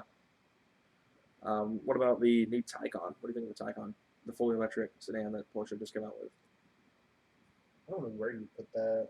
It's in a weird spot. Electric cars in general, they're in a I mean, weird spot. I think it's going to kind of have its own like class here soon when more electric sports cars start hitting the market. With Tesla when coming the out. Roadster comes out. Oh my gosh, dude, that's scary. Yeah, if it ever does, but yeah. Well, with how Tesla's brand is doing right now, they're not doing too hot. I mean, they've been hit hard by the virus. That's a good question. Have you ever raced someone? Have you ever raced someone on the sport track? And if so, how'd it go? I actually tell them the race how it went between us. That was bad. We didn't even really race. It was more raced. It was 3 honks. I went up. Yeah, I mean to the speed limit. I went to the speed limit. He didn't. It was bad. It was really bad. They have an S2000, which is a 4-cylinder. Yeah. Oh, you got to put that out there, man. I'm gonna feel bad now. Had to point out that fact. It makes more horsepower. That's what it's like. Yeah. The only race I have on video, I'm gonna put air quotes here for you, that I have on video is against my dad's 3.7, which went awful. That was probably about just as bad. 37 Mustang. Yeah, 6R. It threw me. Thrashed him. It ruined me. That's all I can notice about that. That's the only one that I have documented. Well, besides that, that's documented. He did beat in Mexico. He beat a 3.8 Mustang. That was again. I'm not even joking when I say like speed limit. That's literally where I stop. Like as soon as I hit the speed limit for that road, I'm off the gas. So yeah, I did outrun a 3.8 to the speed limit. And a 4.0 Jeep. Yeah, that was also like I'm seriously like people are gonna think I'm lying when I say it was the speed limit. I'm not joking at all. It sounds suspicious, it really does, but it was in Mexico. I know, but I have to say that because they're up there. Maybe the Mexican cops will come get you. Maybe. Never know. Suburb in Georgia. Never know. But yeah, that's the only documented run there is. That's the only time I've actually been sauced. Huh? Been sauced. Oof, man. That's not documented. Ours was documented too. Yeah, I mean I've got it on here. It's on this computer. But racing is not my thing. I'm pretty much like against the stereotype. A lot of car guys they love to go street racing and go do intersection takeovers. Don't even get me started on intersection takeovers. We'll be here for an hour. But racing's never been my thing. To me, it's just like a lack of better words, a wiener measuring contest. That's pretty much all street racing is. Like I love going. Like I'm all about going to the track. Like if I ever have the chance to go to the drag strip, I will. But street racing to me is just I don't get the risks. I don't like taking risks. So it's like that's a really really risky move. So it's like I don't do it. I just not crazy about it. It's just too risky. I mean the adrenaline's there. Trust me. It's fun. When you're out there with other car people, you have the temptation. You have the adrenaline pumping. You're like, man, I want to race these guys. But it's like, for me, there's just so many risks. I could get impounded. I could get arrested. I could get killed. I could kill someone. I know I sound like a parent right here, but it's like, say, all right, Mom.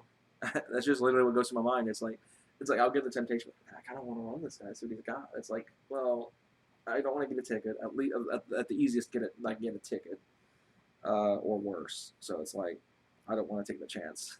I don't think my parents would like that too much, unless it was against one of them, because they've made it clear that they like to mess with me like that.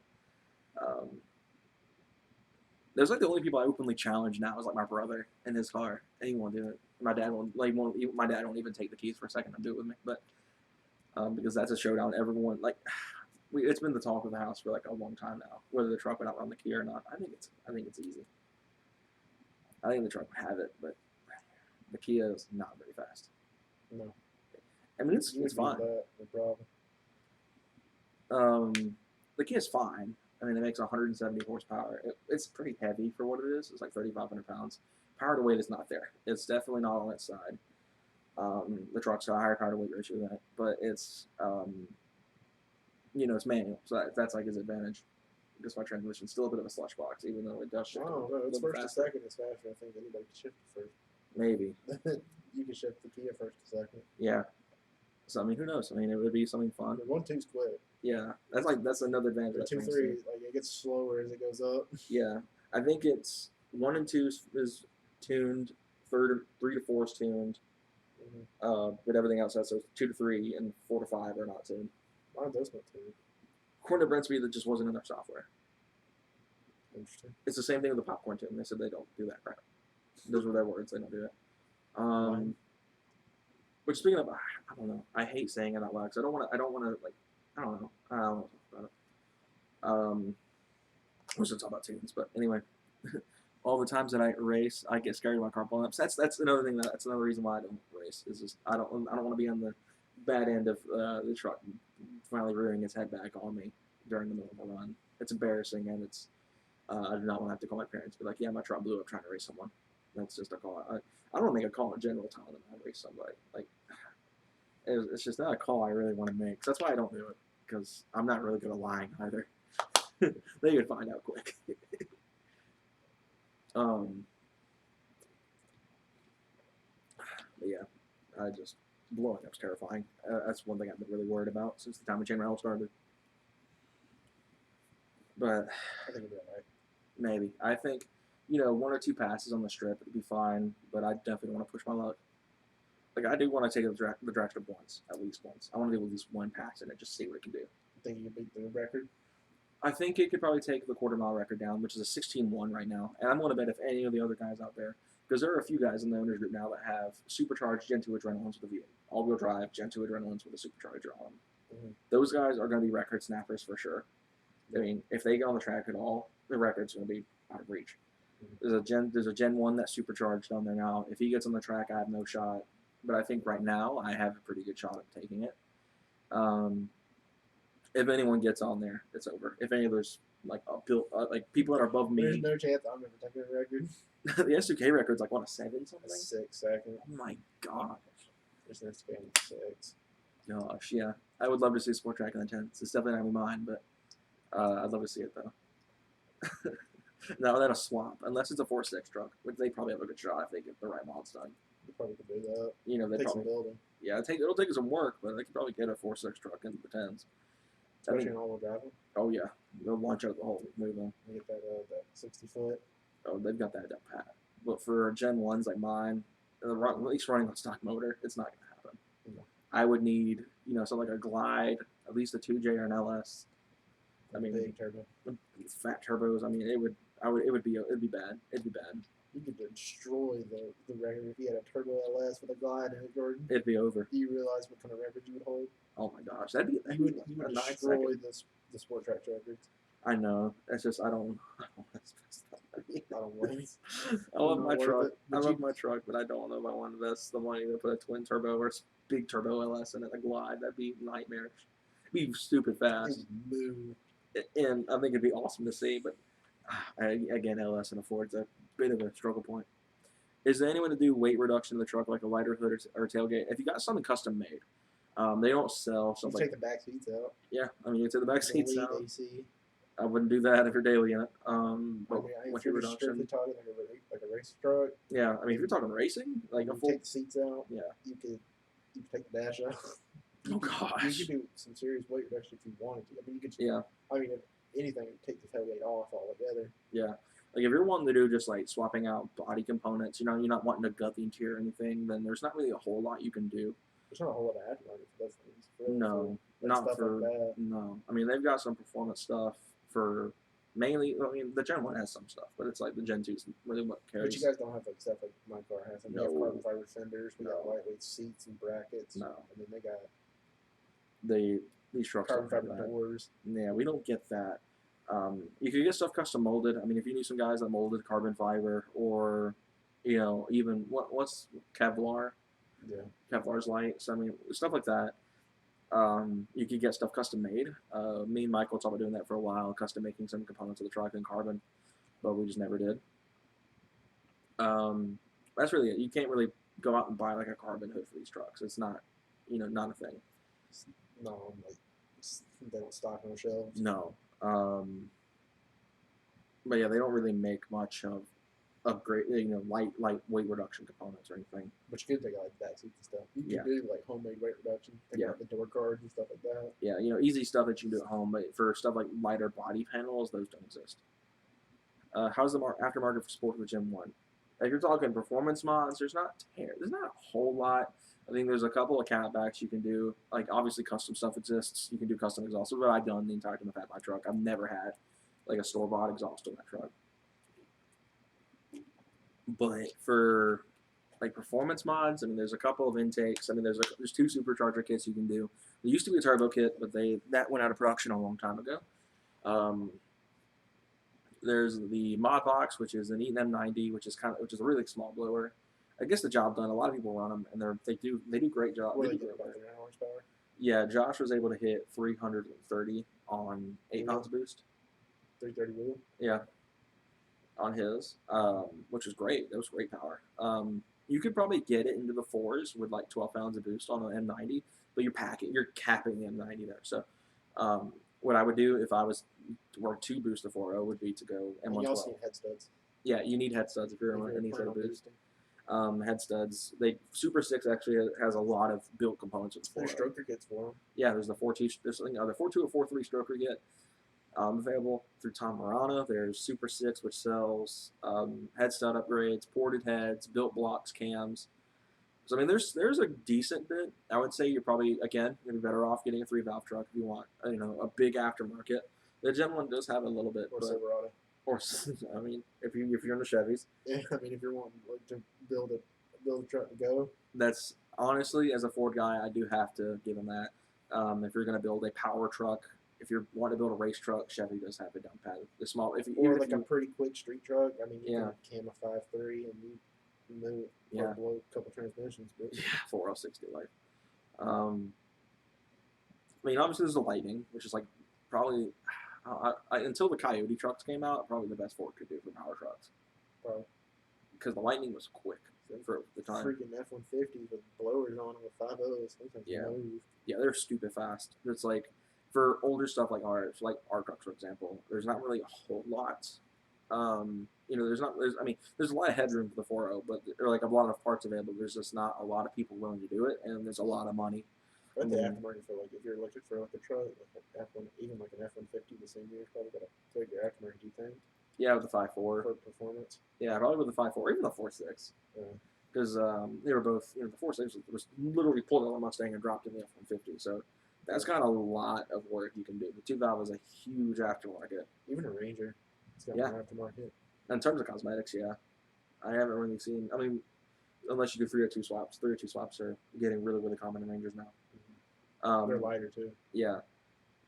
So, if you're wanting a power truck, if you're wanting a mid-size Ford, get a Ranger 302 swap it. If you're wanting, or if you have the money to shell out for a Gen 2. But the aftermarket is there for the 4.0. It's just very, very, very expensive, and there's no guarantee, there's no proven numbers out there because no one's done it. What's up, A-Bitter? Yeah, A-Bitter is back. With stuff related to the Ford short block that Super 6 sells, no one's done it because it's a $6,000 short block. It needs a very, very expensive short block. So that's a built engine. So it's not even remotely daily driver friendly. But it does exist. It's just I wouldn't personally. And assuming from St. Owens one, I would not personally invest that.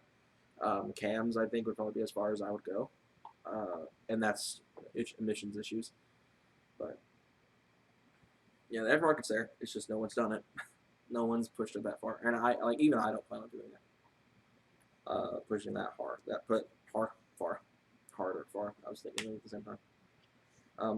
For me, if I'm going to be pushing a power build, it's going to be a sports car because that has a better engine to go with. Something like a Coyote Mustang or a Camaro or something like that. Probably or S2000 Yeah, boy. if I had the money. They like to make power.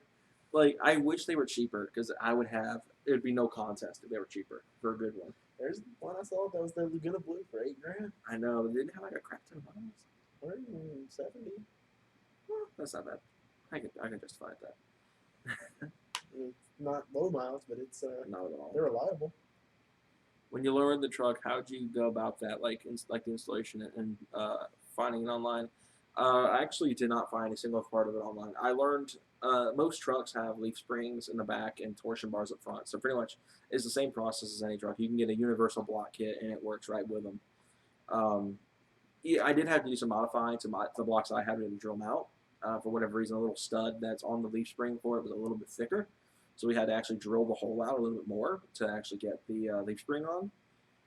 So that was a nightmare. But besides that, I mean, it's very easy. You just slide the axle block in, you're done. Oh, my 86 just uploaded. You should be watching this. Huh? We're entertaining. The other sport track YouTuber right now. My 86. You just upload. But you do that, you crank down the torsion bars, and you're done. That's it. That's very, very easy. Yeah. You also had shocks. Yeah, I would recommend replacing your shocks with like lowering shocks. Something like the Bell Titan actually drops with like I have. If you lower a truck on stock shocks, you're asking for a death trap. That's a death wish. Do not lower a truck on stock shocks. It's just a nightmare. Do not do it. It was really simple though. It was really simple. The Gen 2 is a little bit harder because those are actually coil springs. Yeah. They don't make coilover kits for them, so you have to cut the springs. It's the only way to lower a Gen 2. They don't even make loading springs? No. Rip. That one guy Glenn, his truck, he was on cut springs. Oh, wow. It's the only way to lower a Gen 2. It rides like booty with good springs, too. Yeah, I mean, I haven't yet to see lowering springs for him. The rack is in, but it didn't fix it. That's not good. I told you his brakes locked up recently, right? What do 8-bitter's brakes. Oh, his brakes locked up? One of his rotors is one of his calipers is completely stuck. Oh, it's stuck. Stuck. Oh, man. He sent me a video not too long when he got back. It was a little bit reddish, I think, and then he poured some water on it and just clouded right up. Oh, we got the steering rack in, so what are you talking about? Yeah, because this truck was having a bad thing. It just seems to be a Ford thing. Older Fords, they must have not have put good steering rack materials on them, good seals.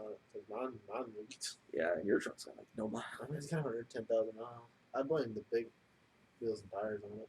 Yeah, he didn't even do that. I would not have done it on stock wheels, honestly. Yeah, Hayden's truck is pretty much a really, really clean, low mile example of Ranger, and the only reason it's even remotely modded is because I'm assuming the guy before your grandfather. I doubt your grandfather. Yeah, the guy my grandpa bought it from him, modded it. Yeah, so. I mean, that's a 300 truck. Yeah. I mean, that's the first guy who did the wheels and the other stuff. I don't understand why, but yeah, that truck. I mean, it's probably leveled. We think it's leveled. It's got wheels. That's all it's got. I'd love to see it in a street truck though one day. If you ever wanted to do anything with it. Come on. I got a sports. I got an S2000 out there that needs mods. Fair enough. That thing needs wheels. Fair enough. Put your truck wheels on it. Just picture those ion alloys on Dude, my that car. thing would stay like 4 feet out each side. No, that would be atrocious. Oh my god. I can just picture that. That's nightmare. I think what happened is the guy wouldn't honor the warranty, the pump, and wanted $700 for something to put a pump in that should have been warranted. That sucks. The mechanics are sketchy, dude. They really are. Mm-hmm. They always like fishy about trying to like Warranty work, especially. my buddy had a Mustang that had he took it to a shop to get a clutch done, and the throwout bearing started squeaking like a couple weeks later, and it was under warranty, and they were like arguing to fix the throwout bearing, despite it being under warranty. So it's like I don't understand why mechanics they be like that, but I don't know, man.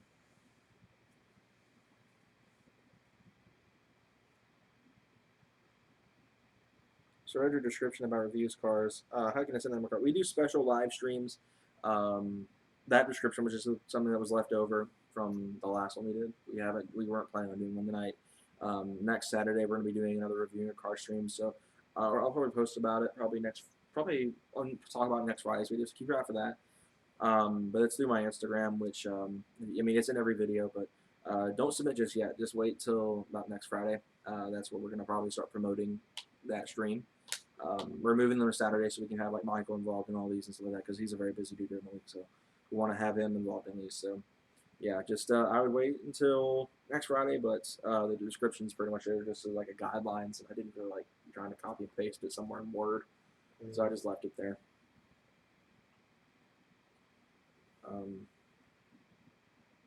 But yeah. Did you figure out this where we're gonna do streams? Is it like every Saturday or every Friday? I was thinking every Saturday. Every Saturday. Probably every Saturday night we'll hop on here about 2 hours just reviewing cars and go from there. Yeah, that way we'll have we'll be able to have Michael. That's like one thing that I feel like he's really good at like finding opinions for stuff like that. So I think it'd be kind of cool to see. He's got a different taste than us. Yeah. His taste isn't the exact same as ours. So it would be kind of cool to get his opinion on some cars that maybe we won't like, maybe he'll like. You never know. Like I sold submitted a 19 Camaro, not my favorite, but he loves those cars. So you never know. He might surprise us a few times. We never know. Yeah. But yeah, we'll have that going on next week. So keep your eye out for that. Besides that, that's it for the review streams. We're just going to move them to Saturdays. We'll promote them at least a day in advance. And we'll hop on here. I'll be back on my tower because the reason I'm using this is because we didn't want to get cramped in my office. So,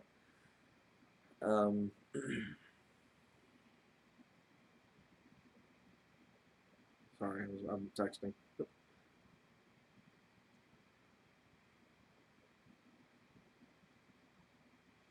But yeah, so that's technically that. You just send it into my Instagram. You don't have to follow what the description says. It's more just a suggestion of sorts because it would just help make our lives a little bit easier. But we've had we don't care that much if you don't follow it. It's not like we don't. It's not like if you don't send us a mod list, we're gonna be we're not reviewing the car because you didn't send a mod list. It's just suggestions to help make our lives a little bit easier. Because it is kind of hard with some cars that might look stock but aren't.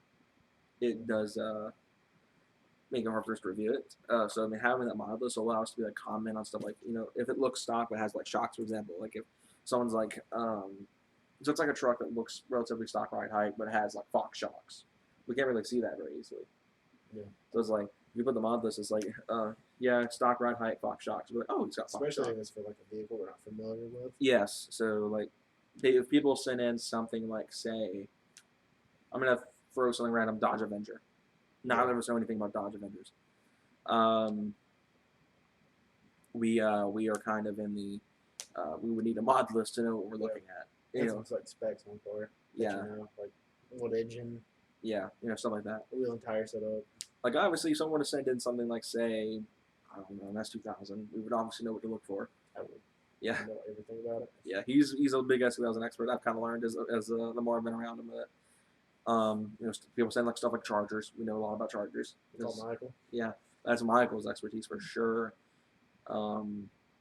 Mustangs are my thing, so I'm definitely I can do a lot of Mustang stuff. That S10 was pretty cool. The one that was in the last stream that had the 350 swap in it, that was chop at hardcore. Oh yeah. That thing was gnarly. Ready to boogie. No, that thing would be a gnarly sleeper, dude. Just imagine that thing You see it because I'd be so mad if I get gapped by that thing. I'd be so mad. 350 small blocks are no joke. I mean, I'm not crazy about carb motors, but that's a good carb motor. No, dude, there's parts everywhere. Yeah, I mean they're like really good engines. What do you think about 90s cars like Honda specific? Oh my gosh, don't even get me I started. love 90s Honda. 90s Honda. 90s Hondas are like my favorite. I love 90s Hondas. Stuff like the Civic and the Prelude and the CRX especially. I love the CRX. I mean the first NSXs that came out. I love those Hondas. They are some of my Old favorite 90s cars. Japanese cars are my jam. That is my stuff. Like pretty much everything pre R34 for me. Because for me, it's like me and him were talking about R34s were kind of ruined by the fanboys for us. I don't mind them. I do like them more than the R35. That's for sure. I'm not crazy with the R35, but it's like 34 is good.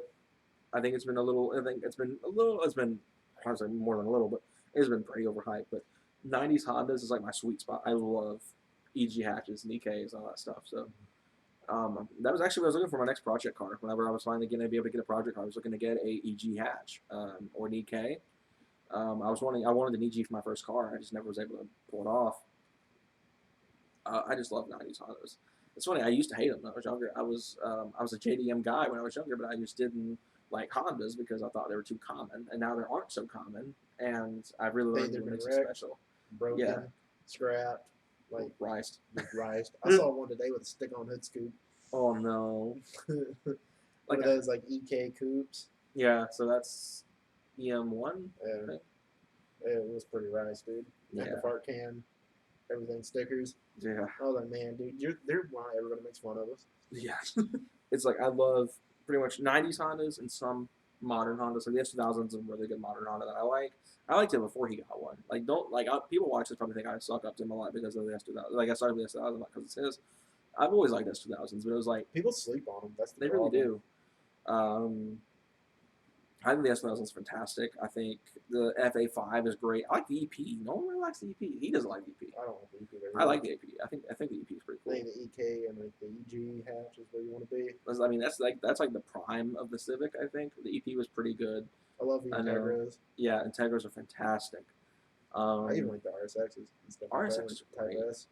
No, Those are great. there was a guy I knew in high school that had a Type S that it had a lot of miles on it, but it was a really cool looking car. I've seen those things consistently over like 250,000 miles. Yeah. They're really reliable. Like Honda, like to me, when it comes to Japanese brands, like Honda, like Toyota's not number one because the Supra is a thing, and a lot of Toyota's other cars are the LFA, like from Lexus and the ISF, the IS300, like the old A86s and stuff like that. I love, but it's like then Honda's underneath it because Honda comes with so many heavy hitters. I think Honda's done more for me. The Super can't carry that hard. Yeah, I mean the Super I mean- carries pretty hard. I mean, the Super carries hard, but like The when NSX. I mean, there's like at least 15 Honda cars I can name off, and there's like 2 from Toyota I like. Yeah. Because I don't like any of the other Super besides the Mark IV.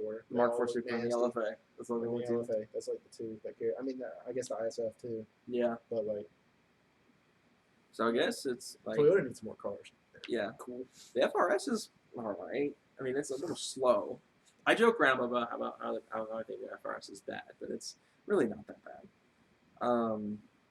But yeah, I love 90s Hondas. Personally, I like the Accords, one because they're sleepers with a V6, and two, they aren't a lot of people doing builds of those.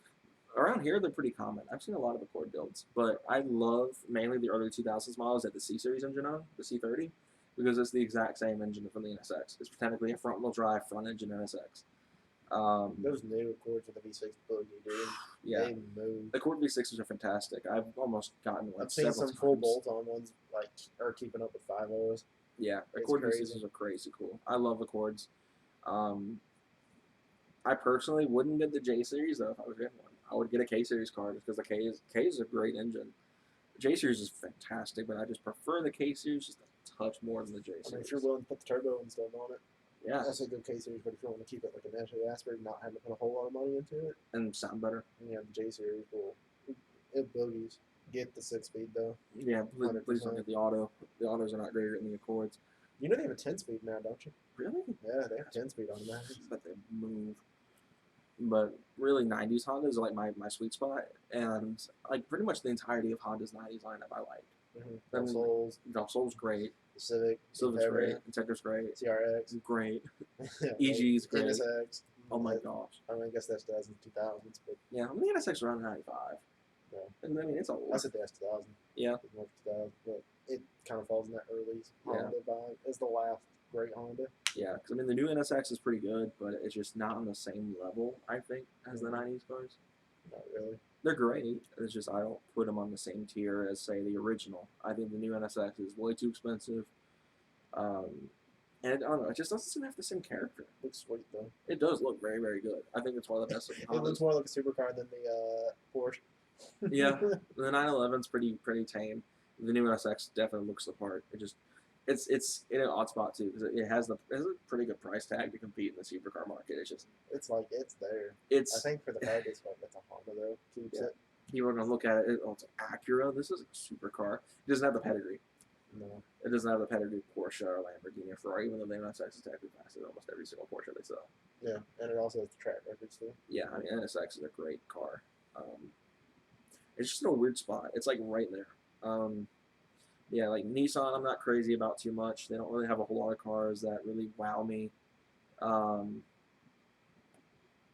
Hondas are super common where I live because the Accord plant is like 45 minutes away from me. That's actually kind of cool to be so close to it. I'd love to be nearby. They make all the Accords there. That's I'm good. guessing so. Yeah, I didn't know they had like a specific Accord plant. It's kind of like how Chevy is the Corvette. The Corvette has a very specific plant. Oh. Are you going to upgrade your stereo system? I'm not getting like a sub or anything, but I do want to upgrade the door speakers eventually. The door speakers are kind of trash in the base model. Yeah. They're fine. I mean, I've been in cars that where sound systems are fine, but they're not great. So I definitely want to do upgrade the door speakers. That's probably as far as it'll go. I don't really plan on doing like a sub or anything. I've already got a CarPlay radio. I've got all I need is just really good door speakers. Yeah. I'd be happy. I have my eyes on some Rocker Fosgate speakers. Yeah. I'm not buying. I don't them or get anything. the like people who put like dual subs like Yeah. all that bass just. Yeah, I used to be a big bass head, but I'm not as much anymore. When I was younger, I was about it. I loved bass. Now it's like I can't go too much. The NSX plant is right across the street from the Accord plant. Oh gosh, Damn, dude. You see it? You see NSXs too? okay, you wouldn't believe me, but the county over, the one that Michael technically lives in now, Mhm. I've seen more new NSXs there than I have in the Honda other Lodge county. right over there too. Huh? Honda Lodge. Yeah, they do. Don't They they? make like a ton of Honda parts. Do they? Mhm. Over. It was right down. It was right down the street from where I used to work. Oh wow. Yeah, when we go to work, we'd see all the Honda Lodge employees out eating lunch over there. That's kind of cool, actually. But it's like I've seen 3 new NSXs over there in from school. It's like you can expect it's not like country. It's like redneck central, and it's like new NSX come out there. It's like what? Yeah. No, there was one that was modified. It was a red one that had That's a not good. like exhaust on it. Right behind me. Like, I've seen Z1110Es out there. I've seen. If you see one on the road and it's coming towards you, you're like, what is that? Yeah, it takes a second to realize what it is. I love the NSX. It's like one of my favorite cars. They're just so expensive. It's not super expensive yet. Super's got to be expensive. So remember how you said that 4.0 transmission has to be worried about? Well, my friend has the Mustang, and it's weird to explain, but when you put the car into drive and you press the gas, it. Just have to wait to finish that. I have Kicker C's 6x8 door speakers and F-150. I'm not sure about Kicker. I'm not really know a lot about them. And then the car revs all the way to 3,000, like it's in neutral, then drops down to it almost stalls, and the car like bangs you back into the seat. Yeah, the transmission's giving out, dude. Yeah, transmission's slipping. Yeah, it's on its way out, dude. It's like those clutches in there are 5 just Rs. slipping. Yeah. 5 Rs. There he goes. Clunk. 5 Rs. Mustang is bit by it too. And a better 5R. It still sucks because it's a 5R, but better than ours. When you have the W, so you have a better than the E. I have the E. Yeah. I'm screwed. Yeah. The W's better. My W's still not good when you fully like floor it. Yeah. It like shifts really rough. Yeah. But yeah, you wouldn't expect it going in that county, seeing. NSX. Yeah, the new ones at that. Yeah, you expect to see clapped out Chevy 1500s, Yeah, crapped out Chevy 1500. I mean, we see plenty of those out there. and like 2.7 Chargers. What kind of Flowmaster exhaust system do you have? I actually don't run Flowmaster anymore. I upgraded to short tube headers and Magnaflows about a month ago, a half ago. So I don't have Flowmaster anymore. I had a Flowmaster 40, and that was actually a gift So I don't even know how much it costs, and it's really just depending on who you have I installed. think the last was like $80, $100, something like that. Yeah, the muffler's cheap. It's just getting it done. It costs more. But I don't run Flowmaster anymore. I quit Flowmaster a month and a half ago. So it's Magnaflow. What are they? Bullets or something? Yeah, Magnaflow 6 bullets. Why did I switch it? I'm not crazy with the sound. I liked it a lot back then. The idle was perfect. I thought the idle and the Flowmaster sound fantastic, but it's more. I'm not crazy about how it sounded towards the high end. I'm not crazy about classic sounds. That's what the Flowmasters are. They try to emulate a classic muscle sound. And it's not really what I'm into. I'm into modern. I think it's stuff. like Flowmaster. You're thinking more of like 60s cars. Yeah. Like that seems like and trucks. Like, That's really what they shoot for. yeah. I mean, that's just kind of the demographic. And that's not me. I wanted something that was going to really give it the, it sounds weird because, typical truck people, they don't want to, like with a V6, they don't want to sound like a V6, but that's what I wanted. I wanted to sound more sports car-ish. So, it's either I go straight pipe or I put, a straight through muffler or something that's just not a Flowmaster on it. Yeah. And that's the only reason I really switched with Flowmaster, because I liked the Flowmaster. It was droney as all heck. But it was just, I was ready to switch things up, and I was ready You to just get. wanted a loud, good tone V6. Yeah, if I had gone short tube headers and done the X pipe and done a second Flowmaster, it would not sound very good. It's fantastic on a truck that still has all the cats and resonators on it. It's not loud at all. Yeah, it's a good bit louder than stock. It's a good bit louder than stock. I mean, that's not hard to do. The thing sounds like you're just shooting this is when it's idling and stopping. But that's why I switched it. I just didn't really I wanted to go louder, but I didn't want the Flowmaster sound tacked to it. I'm probably going to go dual exhaust and glass packs. That's always a good move. I would have to send a video, but it's like you back out a parking spot and then you put it in drive when you press the gas. A little just does that. Yeah, it's slipping. Yeah, he better get away with glass packs. He has a V8. Yeah, glass packs are good on V8s. I don't recommend Not so much it on for V6. 6-cylinders, yeah. Yeah, glass packs on the V6 are not a great sound. Yeah, I was just ready to change things up, and I feel like the Flowmaster on a catless, I wouldn't say catless, my truck's not completely catless, it's down too. On a resonator-less truck, it's just not a good sound.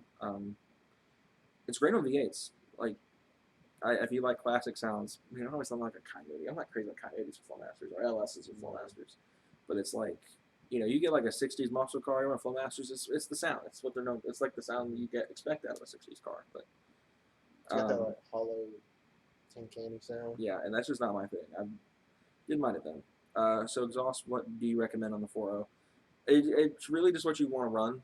If you want a classic kind of tone, that's gonna, it's not gonna completely emulate V8 sound, because it's just not possible. When you have a V6, you're not gonna be able to emulate a V8 sound because that's not a V8. So Flowmaster will get you the closest to it.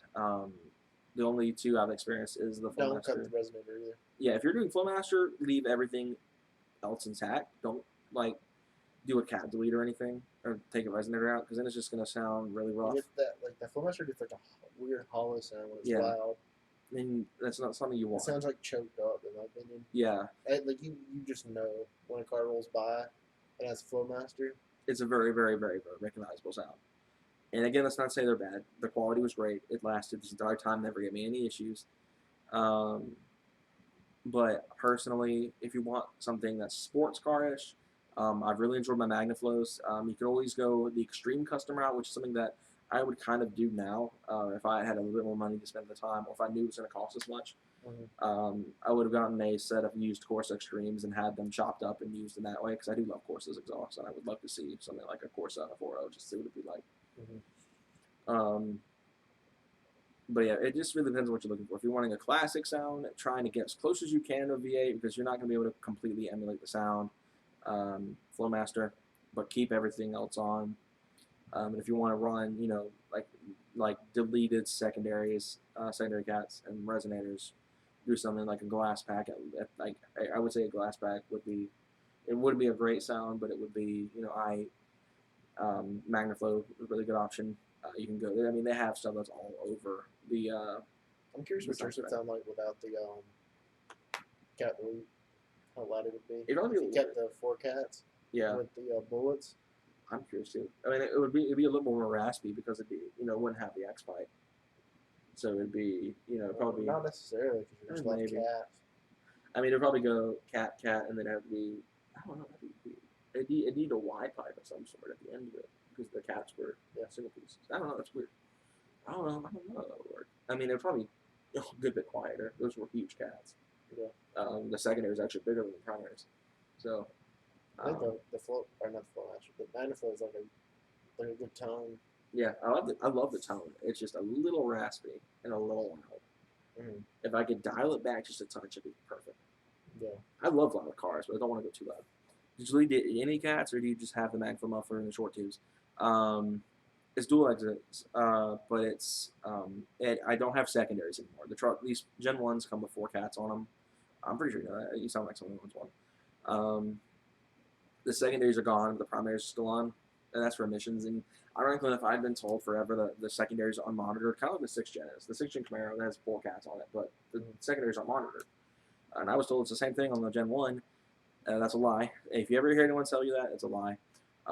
We had to actually do a fix to get it to not throw light. But if you live in emissions areas, if you want to maintain complete legitness, don't delete them at all.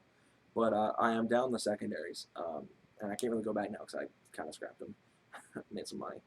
But it's technically short tube headers to an X pipe with the stock cats. The original Y pipe was cut and turned into down pipes. I pretty much showed it off in my last video. You guys can see what it looks like underneath it. The stock Y pipe was cut at the joint to be turned into down pipes, and then from there the stock cats were utilized and was down to an X pipe. When the secondaries were gone, that was technically my secondary cat delete was the X pipe, and then it goes to the Magnaflows out back. And that's pretty much it. It still has 2 cats on it, just doesn't have 4.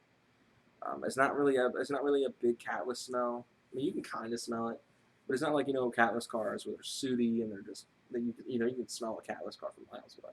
Mm-hmm. But my truck's not like that. But I really like how it sounds. I'm a big fan of it. I love it a lot more than I did the Flowmaster. I love the Flowmaster. It was a great setup. The stuff I had on it was a completely stock setup with just the Flowmaster replaced. I don't think I could do, like just change the Magnaflows off the Flowmasters. I couldn't do that. I'm gonna have to disagree with 8-bitter. Oh, the 4.0. I would say the 4.0 is the best sounding Ford V6. You think it's better than the 3.7? 3.7 sounds like a VQ. Yeah, that's true. Genesis 3.8. You can't beat that sound. I have to agree with them. So glorious. The 4.0 is a pretty good sounding engine. You do the right exhaust. You straight pipe one, it sounds like crap. But if you do something like what I've done, or something like a Corsa, if that were possible, because they don't make Corsas for the 4.0. I really like the way the Accord V6 sounds too. Yeah, that's a good J series. J series is fantastic. But for Ford V6s, I 100% agree. I think Ford is probably the best sounding all day. Yeah, and it's like the 3.7s underneath it, and then 3.8 and so on and so forth backwards, wherever all the V6s were. Yeah. What are the differences in short tubes and long tubes? Long tubes, they don't sell for the sport track, which is why I went short tube. If I could have, I would have gone long tubes. They do sell long tubes before, but the issue is that the steering shaft hits long tubes, so they just don't fit properly. So you definitely want to do short tubes if you have a truck. But really, it's just the length. Long tubes are longer, short tubes are shorter. Besides that, nothing really different. I think you get a little more horsepower gains out of long tubes as well. You do get longer. You do get better horsepower out of long tubes, but the cosmetically, it's just one's short, one's long. Long tubes, like you said, just They're a tend little more free flowing. A bit more free flowing than short tubes, because short tubes are pretty much about what's the word? Stock size. I mean, it's a stock length, so there's not really a whole lot to be done in terms of fabrication. Long tubes, you need an entirely different exhaust setup. You could run short tubes in a stock setup. You can't run long tubes on a stock setup usually, unless it's like a stock axle. You would need an aftermarket pipe just to be able to adapt it. As far as like headers, that's all I know really. Long tubes just tend to have better performance gains, and they're just longer. I don't think there's any power band differences or anything. I think some cars might react differently. I think like LSs will react differently. They're very sensitive. So I think it pretty much just kind of depends on how much air your car is moving. Yeah. Especially in like bigger displacement vehicles. Yeah, I was about to say that's like the only time no place for a displacement makes sense. Yeah. It depends on how much air you're actually moving. Yeah. But that's pretty much it. But I'm with him. I think the 3.8 is the best sounding V6 on the market from the Genesis. Not the Mustang. The Mustang 3 is not The very Mustang does not sound very good. That's But not my favorite. I'll definitely I definitely think the Ford is probably the best sounding Ford these days. Yeah, I think it's a toss up between that and the 3.7. I think the 3.7. The Ford sounds so much better than the VQ. That's for sure. Really? 100%. First person that they'll probably say that. I don't like the trombone sound. I don't either. Have you ever gone to Ford and see how much it costs to replace engine? But I know, and I refuse to. Dealerships will scam you. Oh yeah. I could picture going to the dealership and then being like, yeah, $8,000 to do it. And I'm like, insert cuss word here, no. I've seen guys take their S2000s to the Honda dealerships, charge them about $18,000 For the engine? for new engine and installed stuff. Holy crap! Yeah, dealerships are scams. It comes with warranty, which is kind of nice. That's nice, but the labor's, the prices It's is just crazy. such a scam. My car's a little bit different, just with the rarity of the engine and how expensive parts are for it. There's like 4.0s and multiple things. So I'm Yeah, sure it would these not for nearly, everything. not nearly as bad for replacing a 4.0. Yeah, it wouldn't be $18,000 by any means, but I could expect it to be a lot more expensive than something like a normal mechanic would charge, like the one I've been talking to. The one I had talked to before he hung up the phone in mid-conversation. That pretty much ruined him any chance of getting into business, which probably doesn't matter anyway. He probably gets plenty of business. But it's like, I looked into it. The mechanic I talked to was going to charge me $5,000 to do it, and that was if they could find an engine that they deemed suitable. They were looking for like $20,000, $30,000. Like, you're gonna have a hard time doing that. There were lots of 4.0s, but none of them are that low mileage anymore. Yeah, those have been all scooped up. Yeah, The ones that they already pulled that out have already been wrecked and stuff. yeah, it's hard to find low mileage 4.0s anymore. You'd have probably better luck rebuilding one than replacing it. For sure. Get brand new components. I mean, you'd have a brand new engine.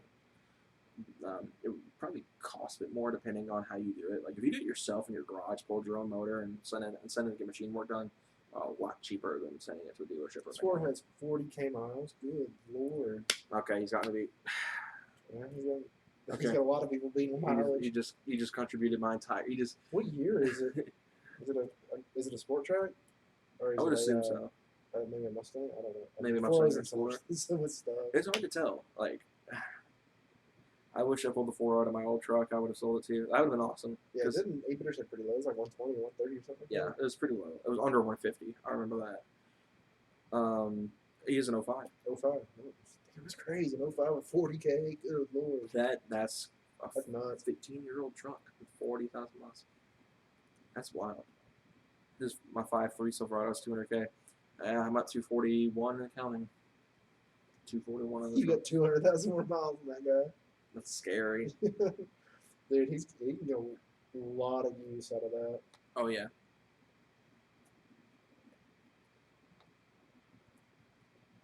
It's 5.3 Silverado has over 200K. Those 5.3s, dude, I can constantly see them over 200, 300, 400,000 miles. Chevy just has their engine side down pat.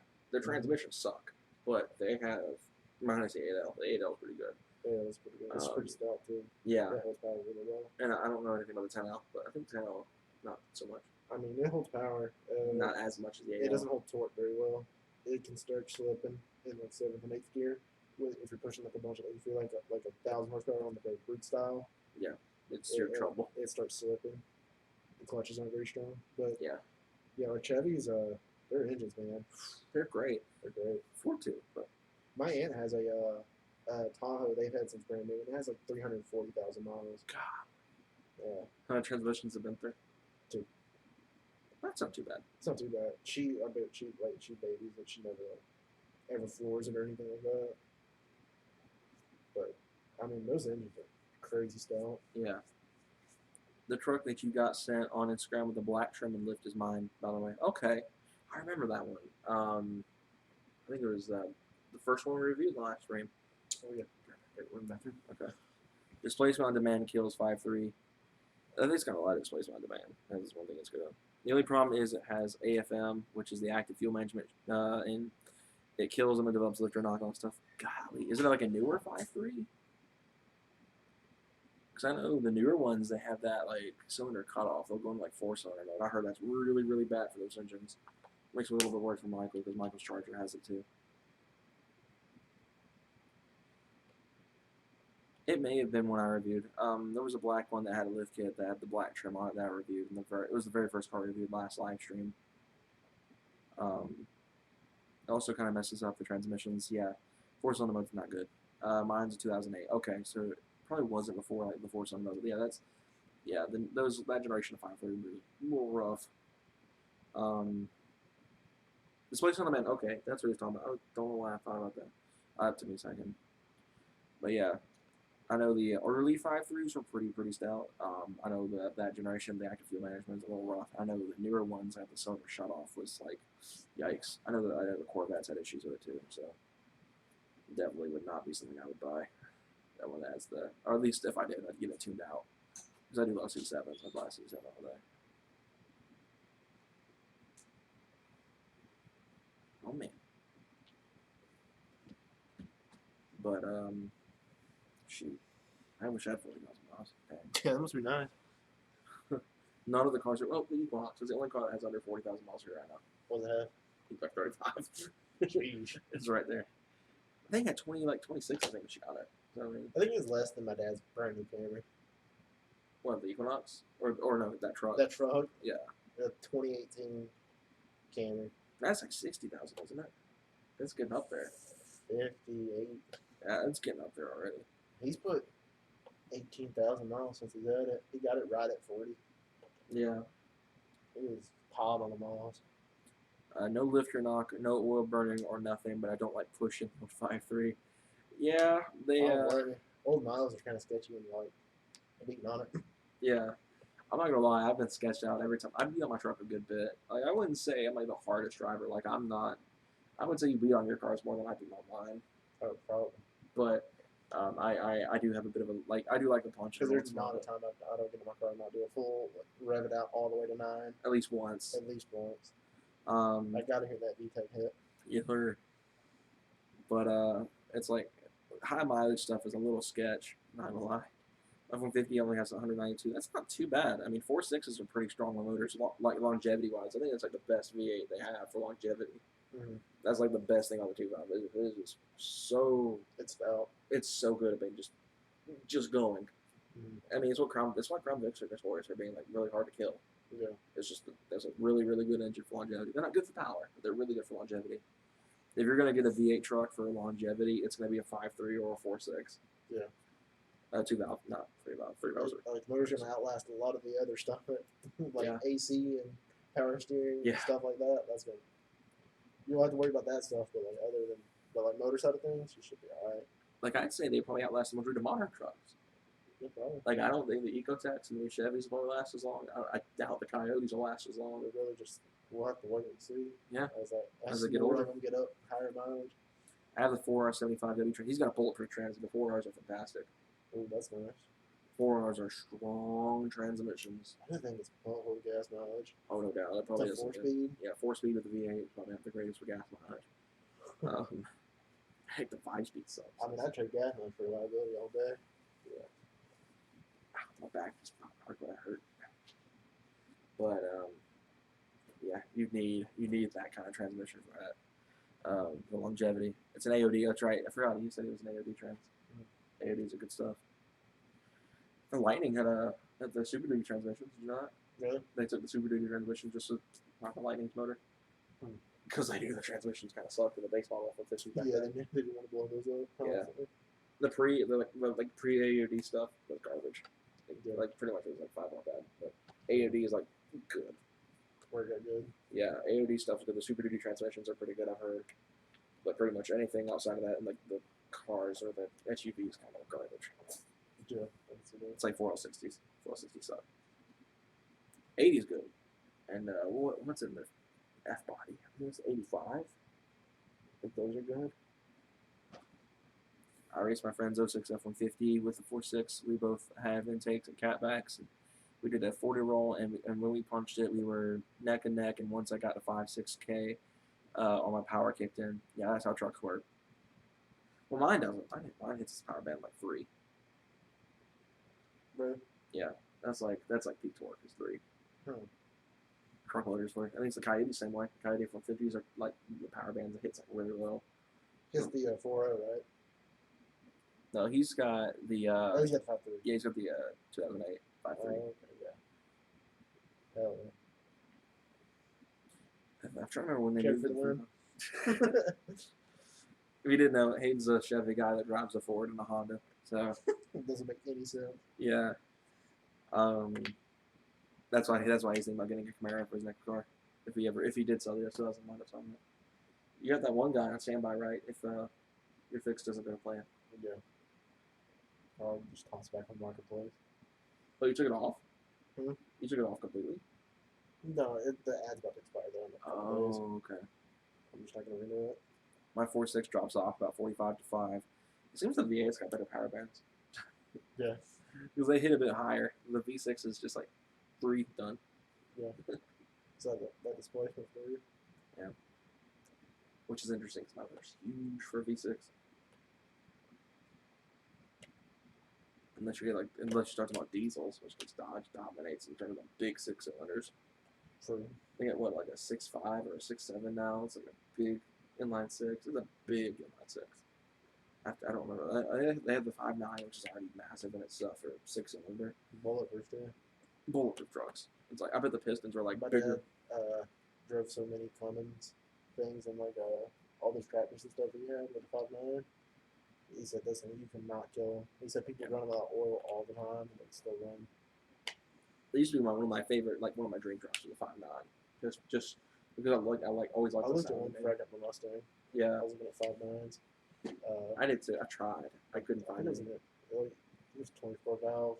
Yeah, It was like a 98. yeah, that's what I was looking. And I wasn't even like They're that. the cheapest of the easiest you can get. Yeah, and they sound pretty cool. I love the sound of 24 valves and the 5.9s. They sound like the. I wanted something that would just last for a long time. So I Yeah. was looking at it, I found one for like, it had like 190. My dad was like, "Ooh, that'll last like 200,000 miles." Yeah. And they sound like tipped off school buses, which was kind of cool. That's what happened to my friend now. If we would have started from 0, he probably would have smoked me. But when we did a 40 roll and the power kicked in, I killed him. First rod motors, I swear. Mhm. First rod motors. Ford should not have gone over him. Unpopular opinion. Ford was killing it with the push rod motors. The Windsor was fantastic. If they had just continued innovating like Chevy did with the push rod, and even Dodge, Ford could have absolutely dominated. Like they went with too much innovation on a platform that was kind of new to America at the time. I mean, it's the only way you can get over head cam engine in I the mean, US. it just kind of bit him in the butt at the time, but like, I mean, the Coyote now, The Coyote's great now, but it's like it just back took then. them a bunch of years to perfect it. Yeah, and that just innovation. Mhm. But shoot, you're already 11:30.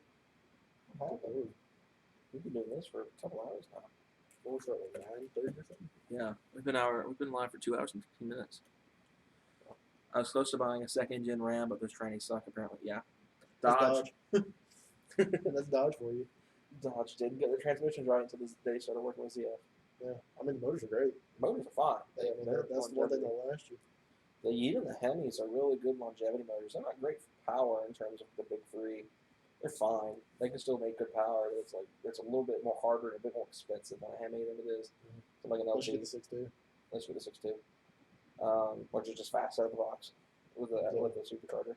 I mean, but bolt-ons are over 1,000. Yeah, Which like is how kinda batteries. crazy. It's scary, but like they're like in terms of power probably the worst of the big three, but they're really good longevity motors. If you They're get- best out of the box, I would say. Yeah, out of the box are fantastic. And I think they make the most power. They make the most power. Yeah. Because Camaro's like what 465. I thought it was 455. Maybe it's 455. I know the Scat Pack makes 485 crank Mhm. factory. The Mustang's like 465, I think. With the Gen 3. Huh? With the Gen 3 Coyote, yeah. Yeah. Because I know like the Gen 2 was like 440, and the Gen 1 was like 412. No, the Gen 2 was 425. No, wait, hold on. It was 435. 435 in the Gen 2. Gen 1 Coyote was 415 or something. It was 415 on the 11 and 12s, 425 on the 13 14s. The Boss are too, made 425 as well, 11 12. Henry's made the most torque too, I think. Yeah, Henry's made the most torque. Mustangs make the least amount Yeah. of torque. Overhead cam kills it there. They're really good for making power though on bolt-ons. Is where the Coyote kind of comes into its own play. I think out of the box, the Camaro's still the fastest. Actually. Yeah, because it's the lightest. It's the lightest and makes more power than both Mustang But the 5.7, and Mustang. Yeah. the 5.7 is like the worst. That's why it's like whenever I'm comparing the Charger to the Mustang and Camaro, I'm always going based off the scat pack. Like I think the 5.7 should just be discontinued. I could put the 5.7 to 3.6s Yeah, to the rest pretty much. because I mean the 5.7 is heavy and it's got a decent bit of power. It's got the best soundtrack in that power bracket, in that price bracket. True. Because 5.7s are pretty cheap. In that price bracket, I mean you're looking at Mustang EcoBoosts and Camaro 2.0, 3.6s and whatever. So it's got the best soundtrack. But I mean it's similar performance. I mean the V6 Camaro and the 2.3 Mustang are about the same speeds as the 5.7. Yeah. I mean the 5.7 will get you. I think you're getting I'm not thinking. You're getting a far superior chassis out of both of those, though. Yeah. The Mustang and Camaro. Like to me, the Charger and Challenger don't get good until you hit the 6.4. Yeah. Then it's like yeah, there you go. You got to set up on. It's like the 5.7 You is see like, 392 back, I'm not fucking that guy. yeah. When you're driving an NA car, it's like you see okay, it really gets scared. Like, which is funny because I was watching recently. I follow ATL Mustang right on Instagram. They made a post about to all the new car enthusiasts, Hellcats are not the fastest in the world. I mean, they're right. Because I mean, the ZL1 They're and fast, though. You can't deny that. you can't deny they're not fast. But it's like the ZL1 and the GT500 are faster than them. 01's still the fastest, which is crazy. With Yeah. the least amount of horsepower. Which that's what really shocked me. I Also, was chassis is what it's at, dog. the Mustang, the GT500 makes like what 750, 760. 760. It's higher than the ZL1. That's ridiculous. But it's like the And ZL1. the Hellcat makes like the Red Eyes make 797 and shit like that. Yeah. It's like I mean, they're not slow, but they're definitely not the fastest of the three, which is kind of surprising.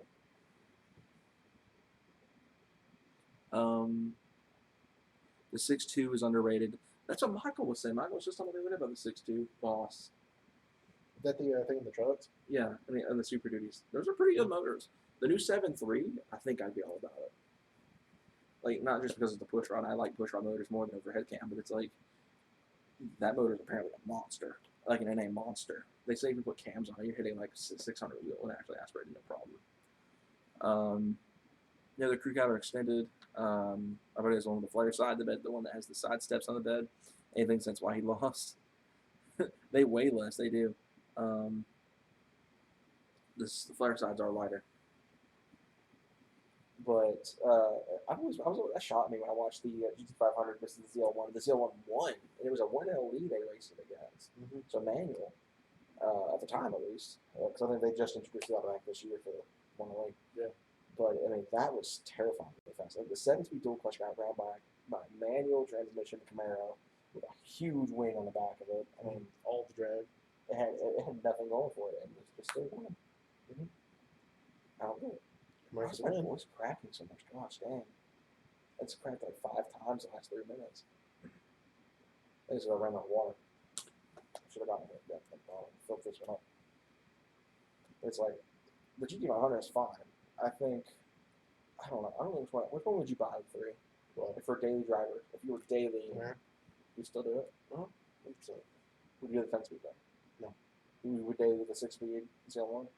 I've dated the manuals before. Drive to a line of traffic though, of rush hour. I might do. I think I used to go to ZL1. Full scene. That's a hard decision to me because it really be just between the ZL1 and the GT500. GT500 would be a bit better as a daily because of the auto, but ZL1 I prefer the LT soundtrack. Same. Because like it sounds fine. The GT500 is like really good for a Mustang. Like, you know, Coyotes are hard to mess up, but you can. And that like cross plane, like I think the 350 still sounds the best out of the Mustang lineup right now. Mm-hmm. Current Mustangs. If we went farther back, I mean 3 valve, 4 valve come to mind. But it's like the 350 sounds the best, and it's the 500 and the 50 and the GT. 8%. It's a true aerodynamics is the least of your problems. That's Yeah. so true. It's like throwing a cardboard box down a wind tunnel. Yeah.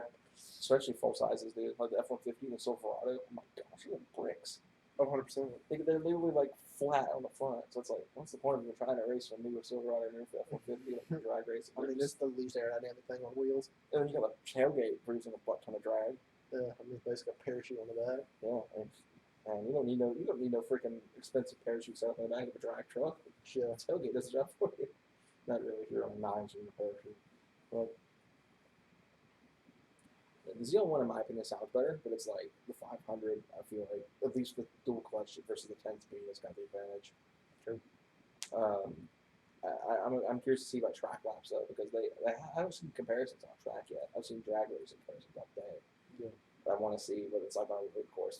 When Ford wouldn't release their numbers That's right. for the GT500 They're being very, really weird about it. because I think the Camaro walked it. Maybe. I think the 1LE was still faster on the track. I know the one was around the Nürburgring. I don't know the exact time the 500 hasn't. I would They're love to refusing see to put it. They were refusing to send it. Yeah, To the Nürburgring. because it's I don't They're get why. scared. I don't get why. They're scared. Maybe. I don't know. I think they should send the 500 to They Nürburgring. should. I think it'd be a good way to People, see. lots of people are interested in the numbers. Yeah, I mean, I am. I want to know what that runs because I mean the C8 did it really, really fast. That's just the Stingray. Okay, here's a good question for you: automatic ZL1, the 10-speed, or base C8? 01. Really? You just even though the C8's technically I like faster. I'm a C7 guy. All day. Like you even like the C8? Yeah, I like the C8. I think the C8 is great. But just you prefer the C7? I'd fit the C7 all day. Fair enough. Fair enough. That's my jam. Michael might disagree with you on that one.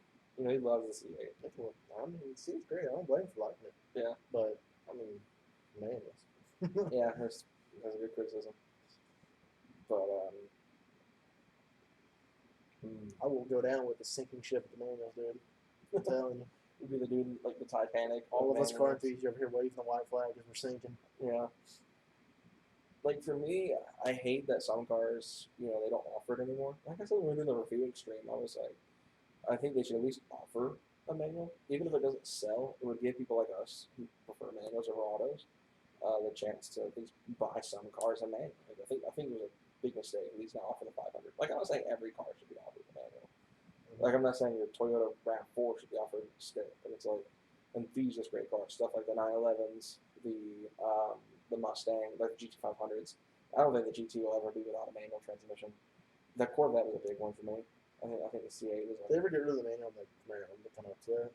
Yeah, I don't see them doing that. I know Chevy was being a little weird about auto only in the ZR1, and like obviously didn't give a crap and just did it anyway with the C8. But it's like I think that it should always be an option on every enthusiast level car out there. Something like GT500s and ZR1s. You know, that kind of stuff. I don't think. You know, obviously, I don't have trucks. Trucks have kind of left the manual scene. So, it'd be the new Edge SN95 V6 on my sport track. Not the only one. So Jordan. Always wondered how would an Explorer compare to a 4.0 track performance-wise and stuff. I think I don't know. That's a good question. The SUV versus the truck. If it's the two-door will probably win. Is it wider? Yeah, it's a considerably smaller vehicle. So it's like, if it's the two-door Sport, it might win. But if you're talking like the full four-door, I guess it just depends on generation. The 95 01s would probably be close race, but I think the 02 to 05s would be. I think the Sport Track probably win because the Sport Track's a bit lighter. Yeah, the SN95 V6s are not fast at the slightest. What do they make horsepower wise? 195 or something like that? Yeah, 195 crank. So with the auto especially, that's a huge Those loss. are like 170. Yeah, probably 165. 165, 170 wheel, which is probably about what I'm making wheel with stock, about 180, 170, like high 170s, low 180s, maybe 190s even. I don't know. I mean, it just the 3.8 does not really have a lot on its side, and like out of the box. I've seen some people go nuts at 3.8s, and it surprises me. I can't really support the 3.8 as much as the 4.0. And I can't support the 3.7 or 4 as much as I like the 3.7. It's like it's a weird thing. Okay, so who do you think would win the V6 battle though? If we put the 3.7 Mustang against, let's say, a late 5th gen V6 non-RS. I don't know anything about the V6s really. The 3.6 and the 3.7 are so similar. I mean, it would just come down really to weight and the body. I mean, I think The Camaro is still pretty light in the 5th gen. Yeah, I mean, it's still kind of heavy. Yeah. Still, I think like 3,900 pounds or something like that. I think the S197 was lighter than the 5th gen, but I think the 3.6 and the Camaro actually has more power. Does it? I thought it does. I might be wrong. I think some versions of the I think 3.6. 3.7 was the Let's fast. see. I'm gonna look at what the 2014 Camaro made.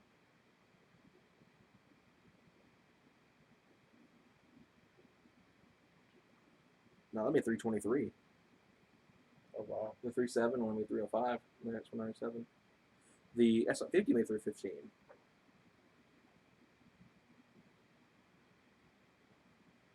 I don't know. That's enough horsepower to pull up that weight of a disadvantage. Maybe.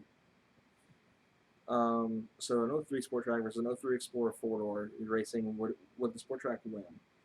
I think maybe. I think it would have a good shot because the SUV is considerably heavier than the Sport Track is, the late 03 to 05, 02 to 05s.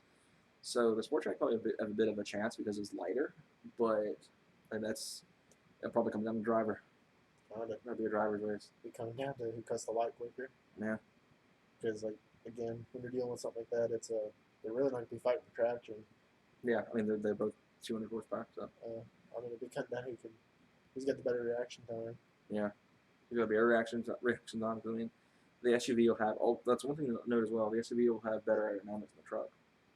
Yeah, but The tailgate. it's not aerodynamic in the It's slightest. It's not, but it's going to have the advantage on the Sport Track in that regard because the Sport Track has a tailgate. I mean, if you put the tailgate down, it doesn't matter then, but tailgate up, it's going to make a huge difference. I don't know. That'd be close. Pretty close. That'd be close. Good. Yeah, I think it would really just come down to reaction times. Yeah, and if one's more modded than the other. Yeah, and again, health of the motor and stuff. Yeah. I have been thinking about getting my dyno tuned just to really alleviate some of the issues I've had, like little nitpicky things with the Brunswick stuff. I don't want to make them look bad, but I've noticed the truck pulls an insane amount of timing sometimes, and I don't know why. I wish I knew. We data logged it and we saw that it was pulling. I think Michael said almost 27 degrees of timing now towards the top of its rev range. So we don't know. That could be a tune issue. It could be a fueling issue because I know it's got plenty of spark. Yeah, It's got a brand new ignition coil on it. that's the problem with can tunes. Yeah, it's just I've been debating. It's not designed for the specific car. Yeah, so I've been debating on contacting Power Lab, the guys who tune Nemesis and Azure's cars, and that new Blue's actually tuned by them now too. And seeing if they could possibly tune the truck up at some point, just to try to get it in better shape, and maybe see if we can really mess around with the transmission and see if we can get See some extra horsepower out of it. yeah. It'll help us get purpose-built stuff too for like the intake when we redo it and the headers. Take advantage of those. So then we'll be able to actually get a lot of power out of it if we can do that. And that's just obviously if they can do it, because there's just I don't know many shops that could do it before. It's a really odd place to be. I had an 04 Explorer 4-door as my first car. Damn, they better had a lot of Fords. Yeah. 3. Huge. We'll just say it's the same as the Sport Track. The interior is better. The 02 to 05 Explorers have a much better interior. The Sport Track is heavily based on the 95 to 01, so and the Ranger. So I mean, it's not great, but I think the SUV does have a better interior than the Sport Track He does. says it's faster than the track. Huh? He says it's faster than the track. Okay. Huh. So maybe they are. I don't know. Maybe they are dynamic eventually display part. Yeah, the only Explorer I've ever ridden was my dad's old ass one. Yeah, mine too. My dad had a 01 Like a Sport. 98 or something like that. Yeah, my dad had an 01 That was an Sport. old police Explorer. It's probably a bit faster than most of them. Maybe. I don't ever remember before. My dad had a Sport before he got his Kia. Did He did not like it. he? Really? He said it was an alright car, but it wasn't his style. Yeah. What's his words? Because he's a sports car guy. So I mean, he had that and he had a Frontier for a minute, and then he worth kept. It was ironically enough. Okay, so my grandmother was the only one of us to experience Jay-Z in my family. My dad's the only one of us to drive a VQ because the Frontier is a VQ40 truck. Yeah. Thing had no. It was a brand new truck. It had check engine light for Nissan. We went right back to Nissan after that, and my dad was like, "Nope." It handled way better because it had an IRS. That is a huge thing I actually didn't think about. I forgot the SUV had IRS. I didn't know they had IRS. That's something I didn't know. I thought they. I forgot the Gen 3 Explorer went to IRS. That's a huge upgrade. It's probably rode better too. Probably did ride better. Solid axles, not the way to go. It really did. That's so interesting. The Ford put the IRS in the SUVs, but not the cars. Exactly. Like again, people complained about it with the Mustangs. It's like the new, like people solid axle swap Terminators because they didn't like how the RS felt. It's like nuts. Because I bet the Terminator was like, if they had done, if they had kept the RS going, the S197 would have been much better. It would have fixed every single issue the S197 had with like taking its tail They out. would be 6 grand right now. Yeah, they'd probably be more expensive. 3 valves too. 3 valves would be worth a lot more. 4 valves would be a lot worthwhile a bit more. Because I mean, they would handle better. They have something going for them. And that's why I always say the S550 V6 is like, if you're going to get a V6 Mustang, get an S550 V6. Even though S197s are considerably cheaper, it's like the S550's got an IRS. Yeah. Get the Evo Boost though. Oh, yeah, if you're going to get an S550, EcoBoost is like a thing. He said the Sport Track rode better. Tune. Get like 100 wheel. Or something stupid like that. Yeah. That's why. My dad had an 04 Sport Track. My grandfather had a 99 Explorer V6, and they raced, and my dad smoked him, surprisingly. I believe that was actually a pushrod 4.0 in the 99s. I think they had a single cam. There was a very early single cam. It was a Job 1s. Yeah. So they're a bit heavier. Maybe it was a drive difference. Maybe the normal source 4-wheel drive. 4-wheel drive, that's a lot of weight. But shoot, it's almost midnight. You want to go ahead and start wrapping things up? That's fine. Bro, we're gonna go get wind down and get ready to go to bed. Well, I said go to bed. Go to bed. But we hope you all enjoyed this little stream. We just kind of thought we'd just kick it on for a minute and talk to you guys. Stay tuned for Video Monday, where I'm pretty much going to announce maintenance mayhem. I guess is what I'm going to call it. I don't know. Kind of stupid name. I'm surprised you would. Maintenance mayhem. Yeah. God. One last thing I want to talk about. I've been close to buying 98 Explorer with the 5.0 before they flip. They are very prone to flipping. Sport Tracks too. I mean, anything based on the 95.1 chassis is very prone to flipping over. It's a gag. It's a long running joke of those trucks. But we're gonna go ahead and wrap things up. Stay tuned for a new video Monday. I'm gonna film it tomorrow. Edit tomorrow, that good stuff. We'll be back next Saturday for stream. Yes, sir. We'll be back next Saturday. We'll be reviewing cars. Yeah, that'll be the reviewing live stream. So we'll probably promote it on Friday's video. Stay tuned for that. We're gonna try to get Michael in there, which will be great because he's got pretty different tastes from us. It'll be really good to. Oh, speaking of Windows, look at this. About time to restart. No Windows. I forgot Windows has been. I haven't used this laptop forever. Windows actually have a date on this thing now. Nice. But anyway, guys, we're gonna wrap things up here. Hope you all enjoyed. We'll see you guys next Saturday with the new reviewing your cars live stream and Monday a new video. So hope you all enjoyed. We'll see you guys next time. Go subscribe to Hayden's or follow Hayden's Instagram, or subscribe to his Hey.sk YouTube channel. He did an upload too. I'm gonna say waiting now. But we'll see you guys next time. Be safe, everyone. We'll see you guys then.